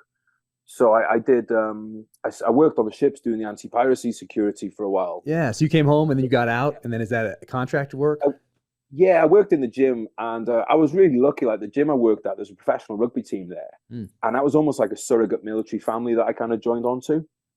And then so I did that for a bit, and then one day the gym went out of business. So my friend had told me about working on the ships, and it was rock star wages at the time. And you'd go out to places like India, and you'd have a week paid $500 a day to be sitting on a beach. And I was like, this is absolutely brilliant. And then while I was on there, I wanted to write, and I thought, you know what, book's a lot of words, screenplay's like 110 pages. I think I'll write a screenplay and be a millionaire in a year or two. So I started doing that, but then I had the free time and the income on the ships that I was able to start going to America. And everyone kind of goes to Hollywood, and everyone's trying to make it in Hollywood. And I thought, well, where do people go when they've already made it in LA? So they go to Malibu. So I'll go to Malibu instead. So I went to Malibu. I sublet a place there that I had all year round. I found out the guy that I was living with when I was away on the ships, he was Airbnb, well, it wasn't Airbnb at the time, but Craigslist my room out and collecting rent on my room. So that was a good introduction to how people operate in LA. Wow, amazing. But I got to meet, so I go to the gym in Malibu Gym. It's called Diamond's Gym now. And like, I'd be seeing people like Sean Penn in there and stuff working out. Jared Butler would come in. And like, I always had this rule of never pitch any of these people. They're in the gym. That's a sacred place. But I was like, get used to being around these people so that when you do end up in a room with them one day and you get that opportunity to pitch, you don't choke. Okay. And I remember once I was in the showers there, and it was this old guy, and he was doing the old flossing with the towel, as old guys in gyms want to do. Hilarious. And he was like, we got talking, and he was like, what do you do? And I told him, and he's like, why are you out here? And I said, I'd like to be a screenwriter. And he turned out, I can't remember which one now, but he'd been a head of a studio. Oh, wow. And, I'd get bits of advice from guys like that. Unfortunately, then the money fell out of the shipping work really quite quickly. So I wasn't able to continue my living on the beach lifestyle. But things at first, mate, it was really, it was funny. I mean, I always laugh when I hear you like I know you found this funny too, the overnight success thing. Yeah. But I did actually think I was going to be an overnight success, because I wrote a few scripts, a few pilots, a few things. Nice. I got a manager, and they got me they got me some meetings with a company that's on the Universal lot. They have the first look deal with Universal. So I drive into Universal, and I'm driving on the studio. I'm like, I've made it. This is great. And we went through the process of developing the script, and then they dropped it. And I was like, God, I've just put a lot of time into this. And I thought this could be the next 10 years. I could have it. It doesn't mean that the idea is not good. It doesn't mean that the writing's not good, but it just doesn't work out. And I thought, you know what? If I write a book, there's always the option, worst case scenario, of self-publishing. So I thought, well, why don't I do that? Get settled in, get working as a writer, be in full-time writing. And then I can, once I've done that, then I can start writing spec scripts. And if they don't sell, it doesn't matter. I'm still employed as a writer. So I thought, well, what can I write? And I thought, well, I've got these journals. Why don't I start writing these up? Right. But what I did was, it was a bit cheesy. I started this. I think I started kind of doing bits and pieces on it in end of 2014. But then I started looking at what are the submission guidelines for agents? So I thought I need to get an agent. I want to go that route. And all of them were asking for the first 10,000 words. So I thought, well, I'm just going to write 10,000 words. So I did that. I wrote the first 10,000. Yeah. And I sent it out. And for those listening with nonfiction, you can do that. You can sell a chapter, an outline, an idea, 10,000 words. For the nonfiction side of the house, you can do that. Fiction, you have to have the whole thing done first for the most part. Oh yeah, 100%. But they come back, and some of them would say, I was lucky. I got quite a few agents interested straight away, and they were like, well, we'd like the rest of the book. And I'm like, look, I haven't written the rest of the book. Here's why. I think you can tell with 10,000 words that I can write. Yeah. The reason I haven't done it is because the market might not be right for this kind of book right now, because military books, especially in the UK, go through cycles. Right now, it's quite hard to do them. Okay. At the time I did this, they couldn't. So I was like, I don't want to waste a year or whatever it's going to be working on a book and waste your time pitching a book that's not going to sell. What I'm trying to pitch you on is myself. And a couple of agents were like, yeah, love it. They got that attitude. Mm-hmm. There were some others who were like kind of more the snobby. Well, this isn't how it's done. I'm like, well, I don't want to work with you then. I like disruptive models and stuff, Nice. So it's and it turned out I was right, because I got an agent, and she said, well, let's expand it to 40,000 words so they can really see that you can write. So we did that, and that landed me a meeting with Penguin. And I went into Penguin, and they were like, yeah, it's not a good time for the book. Because, mate, I would have taken peanuts for that book at the time. Yeah. I just wanted to get that first deal, Right. I was getting desperate too, because the money in shipping was dropping. Every couple of months there was a pay cut come in. Okay. So I was like, this needs to happen fast. But I went into Penguin, and they were like, well, what are you interested in? I'm like, well, I've always kind of fancied doing a book about the Roman Legion. And that's how we ended up with Ambush, which is, you've got in front of you there. Yes. They are right there. Bam. Look at that. And then cool. I see behind you, what's the poster there behind you? So that is, again, the Penguin guys would, because when Siege came out, they were like, let's do something fun for the, I saw you just had your advanced copies in. Yeah. So they were like, let's do something special for the advanced copies.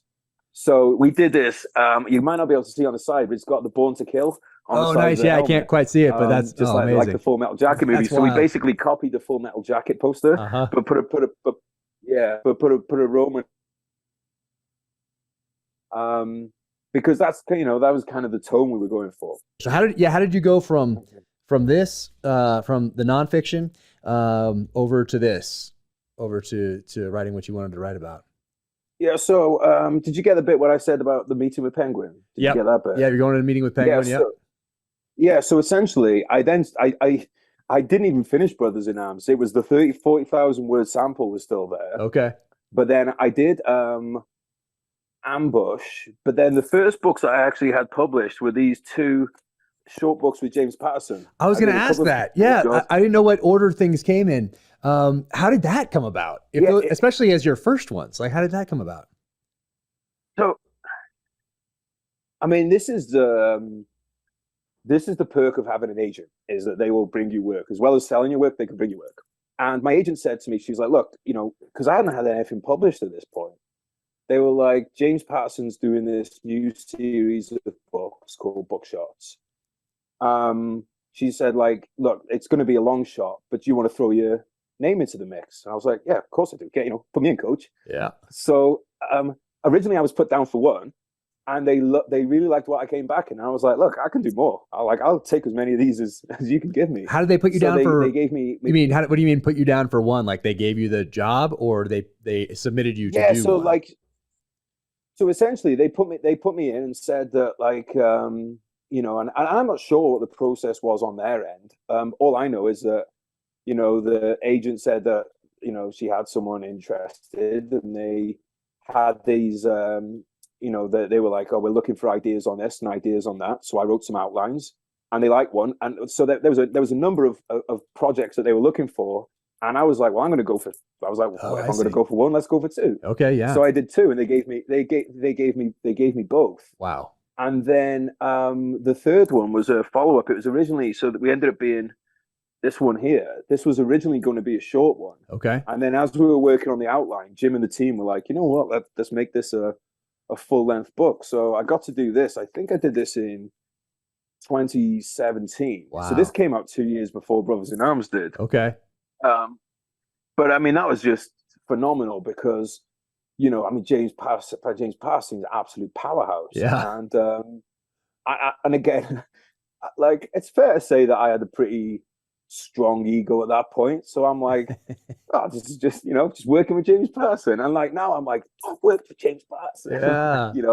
You kind of appreciate things a lot more as you kind of like, the more you learn about the craft and the more you realize how much you don't know and how much other people do. Yeah. It kind of it was phenomenal because, every airport that I go into or every store, it was in there.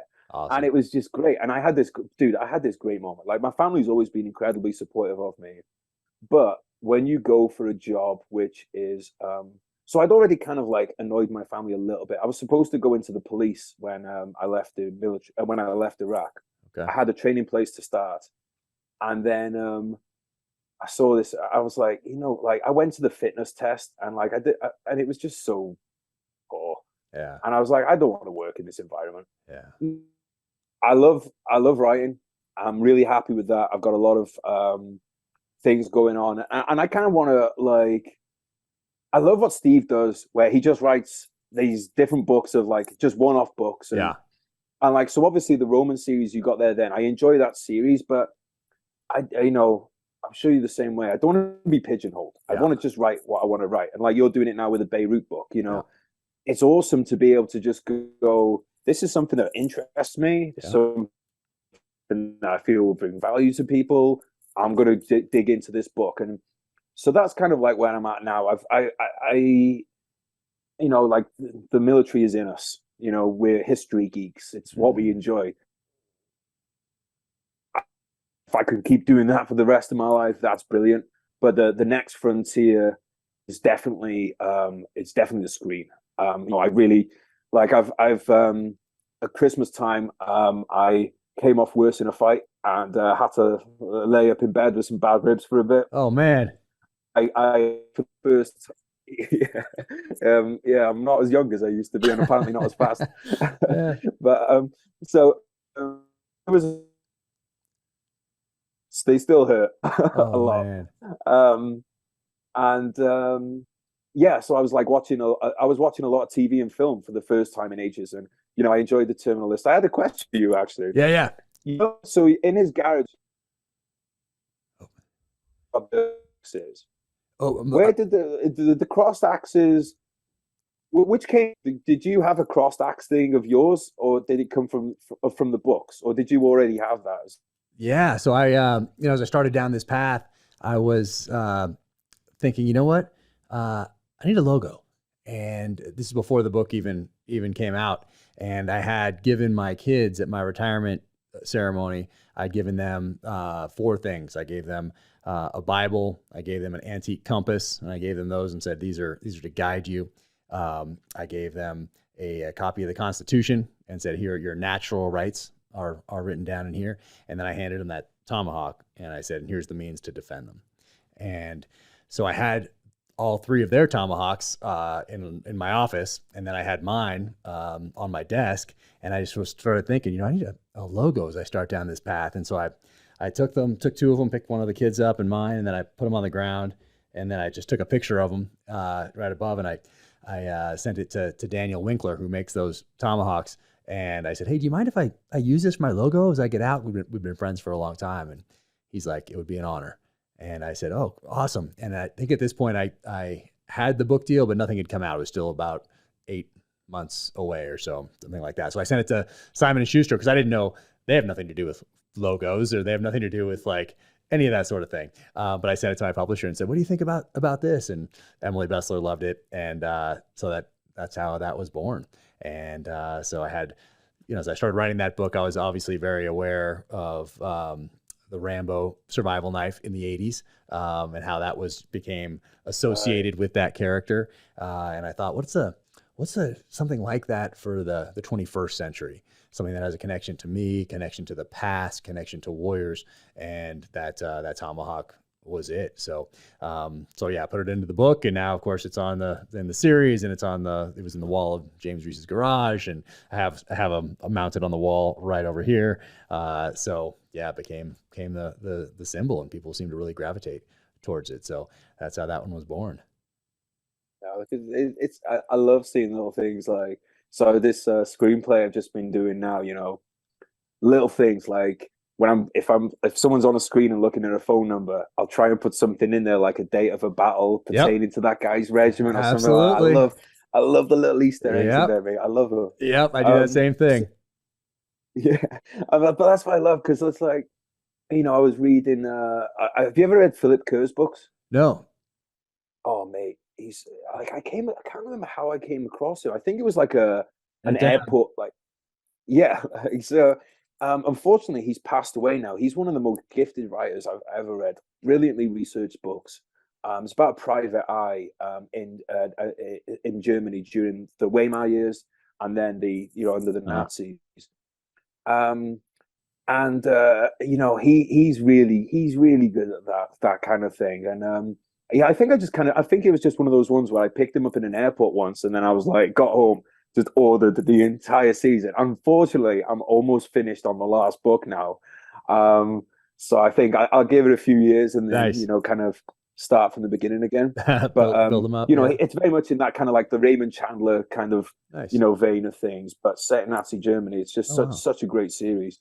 And I think Tom Hanks has the rights to it, actually. Nice. I think, so I don't know like what stage that's at, but I mean, God, I'd love to see that show. But that's something I really want to get into, mate. Like I want to earn my visa for America. I'd like to live in the States. I consider myself, I identify as transatlantic, which is an American born into a British body. Got it. And yeah, that's a great line. I gotta put that in the book. I absolutely, yeah. Feel free, mate.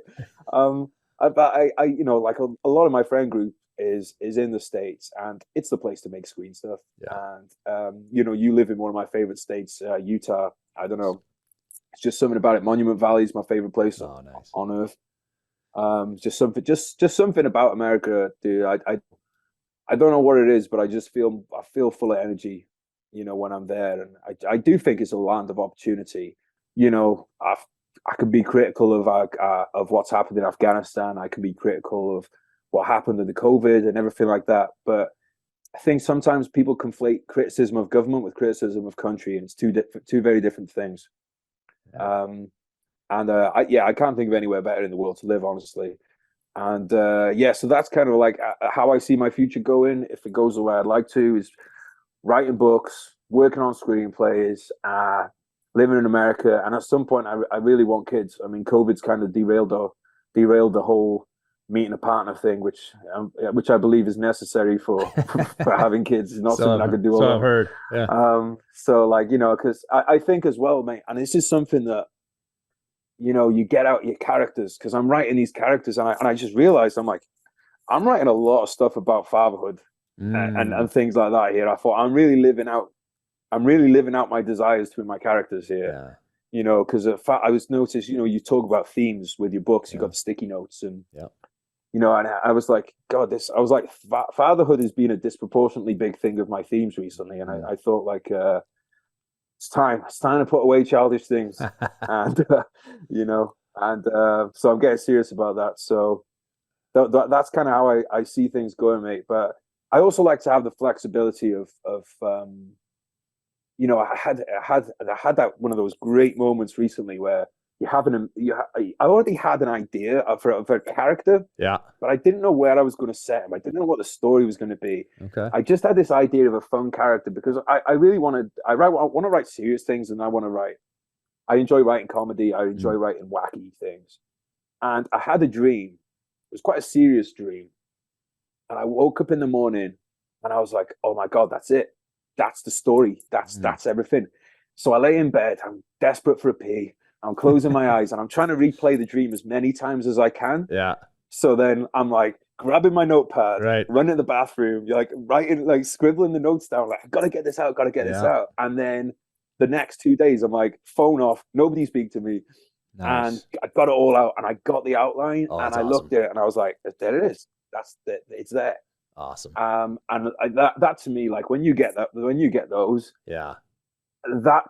those initial moments of ideas are like, that is as close as excitement of a firefight that I think I'm ever going to get. Yeah. Again, because it's so exciting. You see this whole world opening up. And Right. It's just, yeah, I mean. And the uninterrupted time is so key. Something like that happened to me over the summer, but I only had the uninterrupted time because my wife was going to either drop off or pick up one of the kids at a camp, or for whatever reason, I had a full day with no one here, which never happens. We have 3 kids, dog. It's chaos all the time. But I sat down and had one full day to not be sequestered up where I hide in my office and write, but in like the front room, could have the fire going, the whole thing, nice view, the kitchen's close by. And I just sat there and I just typed this whole thing out. And then when I was done, which, I mean, it takes a long time, full day.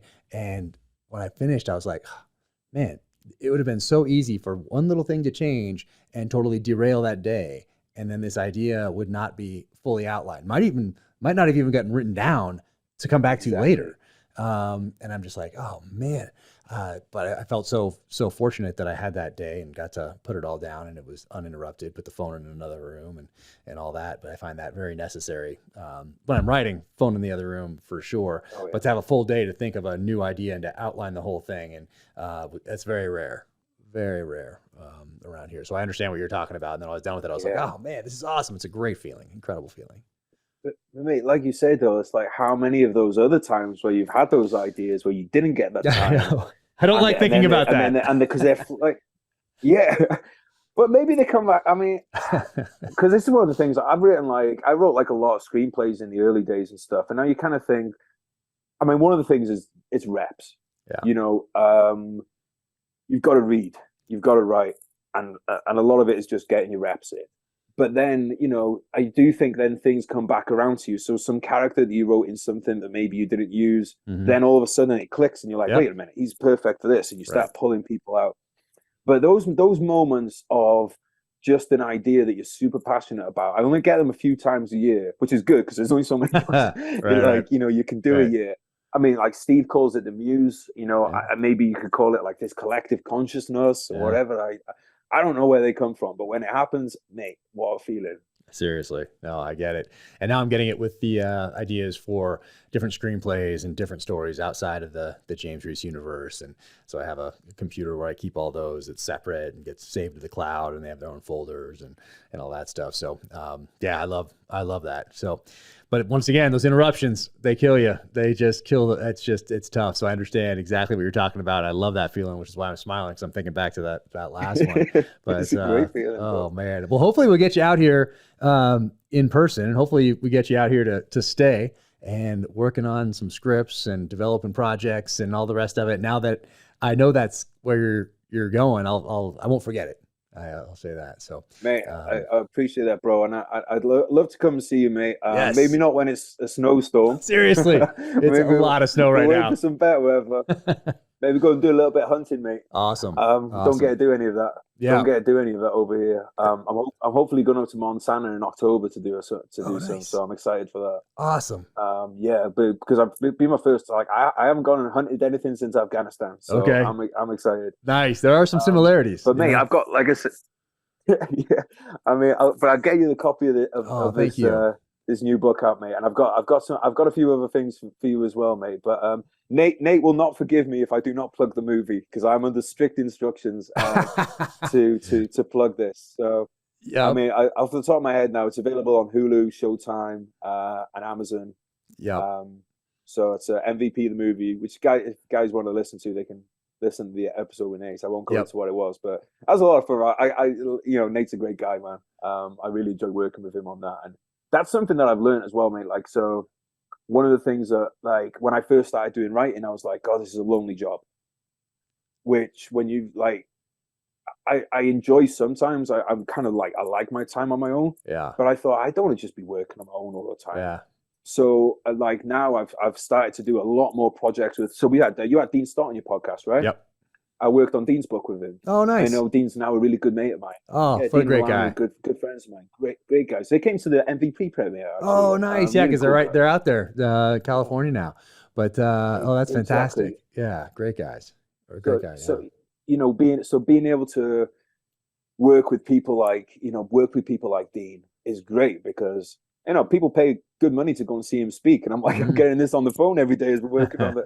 I'm like, so he's talking about his world record breaking, doing the cycling the Pan American Highway, and I'm like, crazy. I finished. I'm like, well, I'm ready for the gym now. Oh, jeez. So yeah.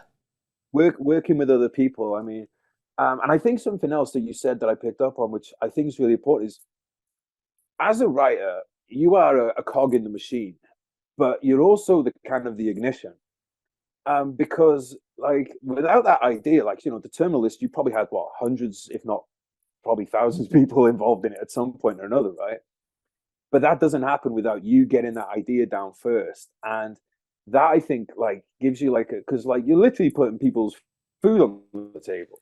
It's crazy in a sense, because ability, but it's also like, again, it brings you back into the team, being bigger than part of something bigger than yourself. Yep. So I think that's something that really is really cool about screenplays. Yeah, that definitely stands out, because I'm working on screenplays at the same time that I'm writing. And writing, obviously very solitaire. I have a room up there where I do it. It's just me, and no one is, not my agent, not my publisher, editor. No one's saying, hey, why don't you do this for the next one? Or, hey, do you mind? I think we need to lighten up on this stuff here. Like, no, there's nothing, no direction at all. So I have 100% complete creative control over everything that I do with the novels, which is fantastic. And I didn't know that's how it was going to be when I entered. And I think probably everybody has a different relationship, publisher, editor, depending on what publishing house they're with and what editor they have and what agent they have. But I get no direction on that front, which now I love. Because it's all, I can't hold anybody. I can't say, oh man, I shouldn't have listened to her because now that didn't work. And so there's no animosity that's built up because I took some advice that didn't work out. It's all on me. Screenplays, on the other hand, my goodness. And you can sit there and still be alone and write one. But once you get to that phase where now you've sold it and now you're developing it and you have a writer's room and all these other ideas are coming in, man, it's such a different experience, equally as cool, but extremely different, because now you're having all these other ideas come in. And sometimes I wonder, what if I had that for the novels? But I like to keep it separate. I like to have the novels, just me. And then I like to have this experience that's very collaborative, very team oriented, especially if you get the right team. I've heard horror stories about getting the wrong teams together in these writers' rooms, but we have such a strong team and everybody's working so well together.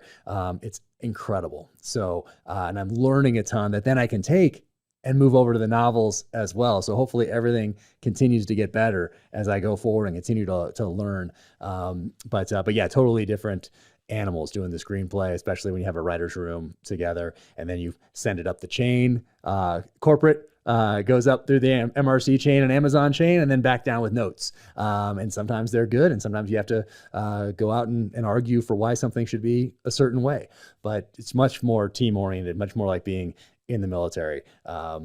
Whereas being on my own, I really do enjoy that too. So I enjoy both. And hopefully one is going to, continues to make me better at the other. That's the hope anyway. I think so. And I'm going to give Steve one last mention in this, because I spoke to him about this, because I noticed in his writing style that it was almost like the writing was setting up shots, and it was like there's no word wasted, which is really important in screenplays. Oh yeah, it's a lot of you're trying to squeeze in everything you can into that space, which is very different for those listening than a novel where you can like just write and like I'm gonna get this thought out there and I'm gonna expound upon this for a little while, and yeah, a screenplay that doesn't exist. No, and I think doing the two disciplines, because they are different, but they're complementary, and I think both of them, like one makes the other better. So which one, if gun to your head, if you had to choose one, which one you taking? Probably the novels, just because I do enjoy being alone and I do enjoy that responsibility and taking ownership of every single piece of something. So if I had to choose, like gun to my head type thing, that's what I would do. But I really enjoy the other as well. But they're both they're different but complementary animals. I guess that's a good way to put it. Yeah, I'm the same way. There's different challenges in both of them. But yeah, same kind of position. I'd hate to have to choose, but if I had to, books are my first love. So exactly. Gotta be loyal. Yeah, and I grew up reading. I didn't grow up reading screenplays. I grew up watching the movies, but reading the books. And so that's, I have such great memories of reading books. Maybe if I grew up reading screenplays, I don't know how someone does that, but if they did, I can see them, naturally grab, or just watch movies, maybe didn't read the books and just watched movies, and then gravitated towards screenplays later in high school or college or whatever it might be. But yeah, no, I enjoy all of it. I enjoy creating and creating these other worlds, and also, not being part of that military machine anymore. People ask me if I miss it, and a lot of people say, yeah, they miss it or they miss that. Nope, I do not miss it. It was a good run. It was a good 20-year run. I feel very fortunate to have been able to do what I did, but I don't live back there. That's a foundation upon which to build, and so I don't live back in those days, if that makes sense. Being part of that military machine, once again, you're dealing with those same senior level officers and politicians that we talked about earlier that I write about with such disdain in the pages of my novels, which is, once again, therapeutic. Well, that's it, mate. It's good to have the release valve. Sometimes I'm looking forward because I saw you put on that post yesterday that this one's your most brutal novel. So I'm looking to see. I'm looking to see how you go more brutal than disemboweling someone around the tree. That was a good one. People like that one. Yeah. It's that. And I didn't start off any of them to make them like what they become. I have that theme, and then but I don't start off saying this one's going to be the most brutal or this one's going to be the longest. I have an outline, but then that story really develops over time, and it's just as long as it becomes and as brutal as it becomes is just the natural course of events as I write. But what makes something like that powerful is that you're not making that up off the top of your head. Like that's from research and using a real exact, like this is what people have done to each other in recent history. Yeah. I mean, God, like you've only got to look at Mexico and some of the stuff that goes on there. And, I think that sometimes I don't find things kind of gripping or thrilling where it's quite obviously just made up, right?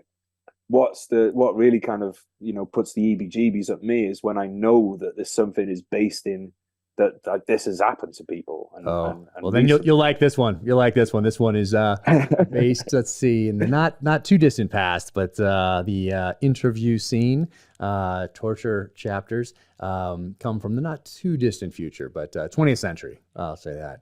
And there was a real thing. So this one is pretty brutal for informational purposes only for anybody listening or watching. Well, I'm looking forward to it, mate. And it's been great seeing all this stuff, mate. Because I remember when I first kind of started following you. It's like we mentioned a few people on the podcast today. Steve especially. It's like I'm in the same position as you. I'm glad I'm not in the military anymore. I really wouldn't want to be now. but I do feel very lucky to be. I do feel like there's this group, same as there was during the Kabul evacuation, of just veterans helping veterans. You know, like, you give me a platform today. I'm very grateful for that, and I try and do that with my podcast, Veteran State of Mind. You know, having people on, giving people a platform. You know, and just working on projects with each other. Like I said, working on this project with Nate was loads of fun. Me and Vinny have been kind of knocking. Well, actually, Vincent and I did the book together, which I don't have a copy of for some reason. Which one was that called? We did a short book together called Sugarman, which was like a kind of again, like a revenge based, like a short story, you know, set on the border. You know, which is kind of something that we just tried out with self-publishing, just kind of tested the waters with it. But you know, it's just great fun to work with other like-minded people that like to write about brutal stories, I suppose. Oh, now we're back. All right. I was just saying that is it dumping on you? It probably is. I can't see out the window because the things are, but it was earlier when I walked in. Yeah. It was coming down.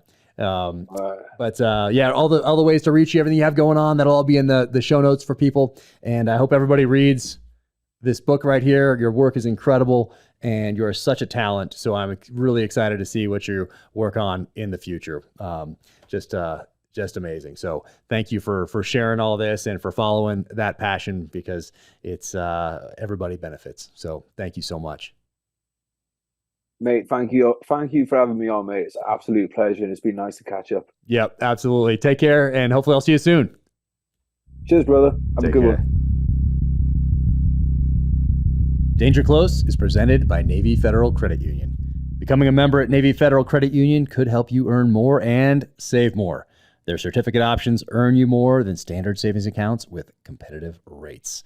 Not all financial institutions offer you as many choices for savings options as Navy Federal does. For example, you can start your savings journey with a low minimum deposit like $50 for an Easy Start certificate. Add money at any time and watch your savings grow. Thanks to flexible terms, you can use Navy Federal's savings options for all kinds of goals, short or long term. If you're saving for a down payment on a new car, you may need an auto loan at a great rate. Navy Federal is there too. Applying is easy. You can do all of it on their mobile app, online, or by phone. And it's so fast, you can get a decision in seconds. Plus, with their car buying service powered by TrueCar, you can shop, compare, and get upfront pricing on your next new or used car. Find out more at NavyFederal.org. At Navy Federal, our members are the mission. Navy Federal is insured by NCUA, open to armed forces, the DoD, veterans, and their families. Credit and collateral subject for approval, rates subject to change, and are based on credit worthiness. Message and data rates may apply. Visit NavyFederal.org for more information and to apply. Today's episode is also brought to you by Black Rifle Coffee Company. Grab a can of Black Rifle Coffee's ready to drink, the perfect balance of quality and convenience. If you want a Spartan level caffeine kick, try Ready to Drink 300. Available in salted caramel, vanilla bomb, and more. Made with an electrifying blend of MCT oil and amino acids. Ready to Drink 300 packs a caffeine punch that'll supercharge your day. Ready to Drink is perfect if you need your coffee quick, and shopping with Black Rifle Coffee helps give back to the veterans and first responders who serve our nation. You can stock up on cans at blackriflecoffee.com or grab an ice cold can at a convenience store near you. You can stock up at blackriflecoffee.com/dangerclose and use code DangerClose20 at checkout for 20% off your purchase and your first coffee club order. blackriflecoffee.com/dangerclose for 20% off. Welcome to the gear highlight portion of the Danger Close podcast. First off, thank you to Badass Workbench. Go to badass-workbench. Check out what they have going on. Follow them on the social channels. They made this amazing desk, and this thing is solid. Absolutely love it. And what do I have right here? This is a piece of the mat from UFC on July 2nd of this last year, so 2022, when the Terminal List sponsored the event. So the Terminal List was on the mat. It's covered in blood. You can see right here, this is a piece of it. Chris Pratt has the part that says the terminal list framed with all the blood all over that. So it was amazing to get out there with the cast and crew, hang out for a little bit, watch the fights, and have a great time. So thank you, UFC, and obviously thank you, Amazon, MRC, Chris Pratt, Antoine, and everybody who made this happen, especially Jared Shaw. So Jared is the one who sent this to me. Jared plays Boozer in the show, and he's a SEAL buddy who gave The Terminalist, the book, to Chris Pratt before it even came out, before it was even published, and Chris optioned it, and that's how this came to be. So Jared Shaw, amazing. Now he is writing on this next season. He's an executive producer on this next season. So Jared, thank you, my friend, for making it all happen. Very cool. All right, what else do we have here? Vertex right here sent this bag. Looking forward to checking this out. If you've been following me for a while, you know I'm a backpack guy. I have quite a few packs, and I'm always testing out new packs, and this is awesome. So Vertex, thank you guys. Appreciate it. And James Yeager. Unfortunately, James Yeager passed away in 2022. He was a friend, ran a shooting school, although he doesn't like it to be called a shooting school. It's a gunfighting school. And he did the podcast with me, as you can go back and check that out as well. But he has this book that came out, and it's The 4 Pillars of Fighting. James Yeager, right there. So mindset, tactics, skill, gear. And this just came out, so you can find it. It's for sure on Amazon, but probably other places as well. But definitely check it out. And James, man, miss him. All right, there we go. That right there. What else do we have going on? Black Rifle Coffee Company. Well, you can also join their sticker club, and every month you get stickers. So got some right here. Coffee or die. Yep, coffee or die. Look at that. Death before decaf. Solid. So you can follow Black Rifle on the social channels and check out the website, and obviously drink the amazing coffee. And before I get to this SIG concierge service, I get a lot of questions about the whiskey glasses on the website. So officialjackcarr.com, click on shop in the upper right-hand corner. That's where all the merch is. And there are 2 types of whiskey glasses right there. So these ones are the ones that should be on there most of the time, although these sell out quickly as well. And then these ones are the limited edition ones. So these are the ones that are made with High West whiskey bottles that are cut off, sanded down, cross tomahawks right there, Park City on the back. So these things, solid. These will be the limited edition ones. And then these ones should be up there, hopefully quite a bit. Don't want to run out of these, but well, first batch went pretty quick. But check them out. They're a little bigger, so you can see that.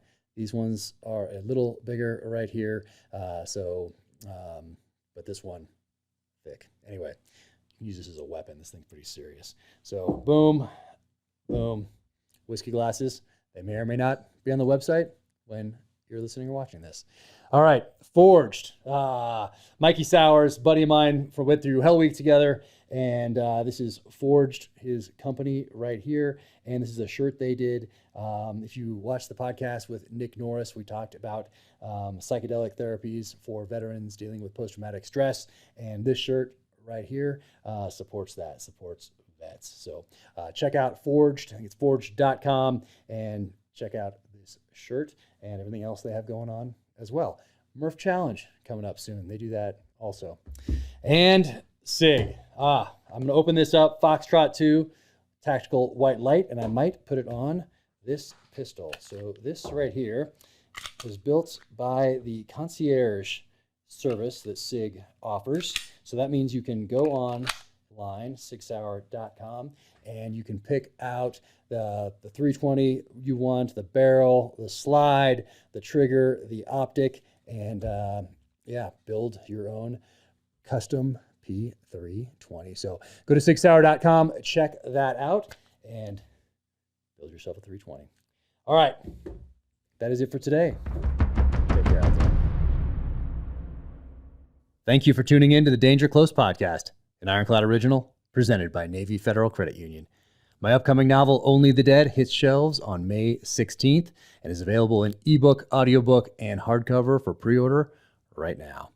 To find out more about Geraint Jones, you can go to GRJ Books on Instagram. Also, Veteran State of Mind on Instagram. Find out what he has going on there. Be sure and pick up Brothers in Arms, listen to his podcast, and pick up Siege, Ambush, and Legion. I'm looking forward to everything he has going on in the future. You can follow me on the social channels at Jack Carr USA, officialjackcarr.com. That is the website. You can click in the upper right-hand corner on Shop for the merch. And if you enjoyed this conversation, be sure and leave a 5-star rating and review wherever you get your podcasts. Until the next time, take care out there, stay safe, be strong, keep fighting.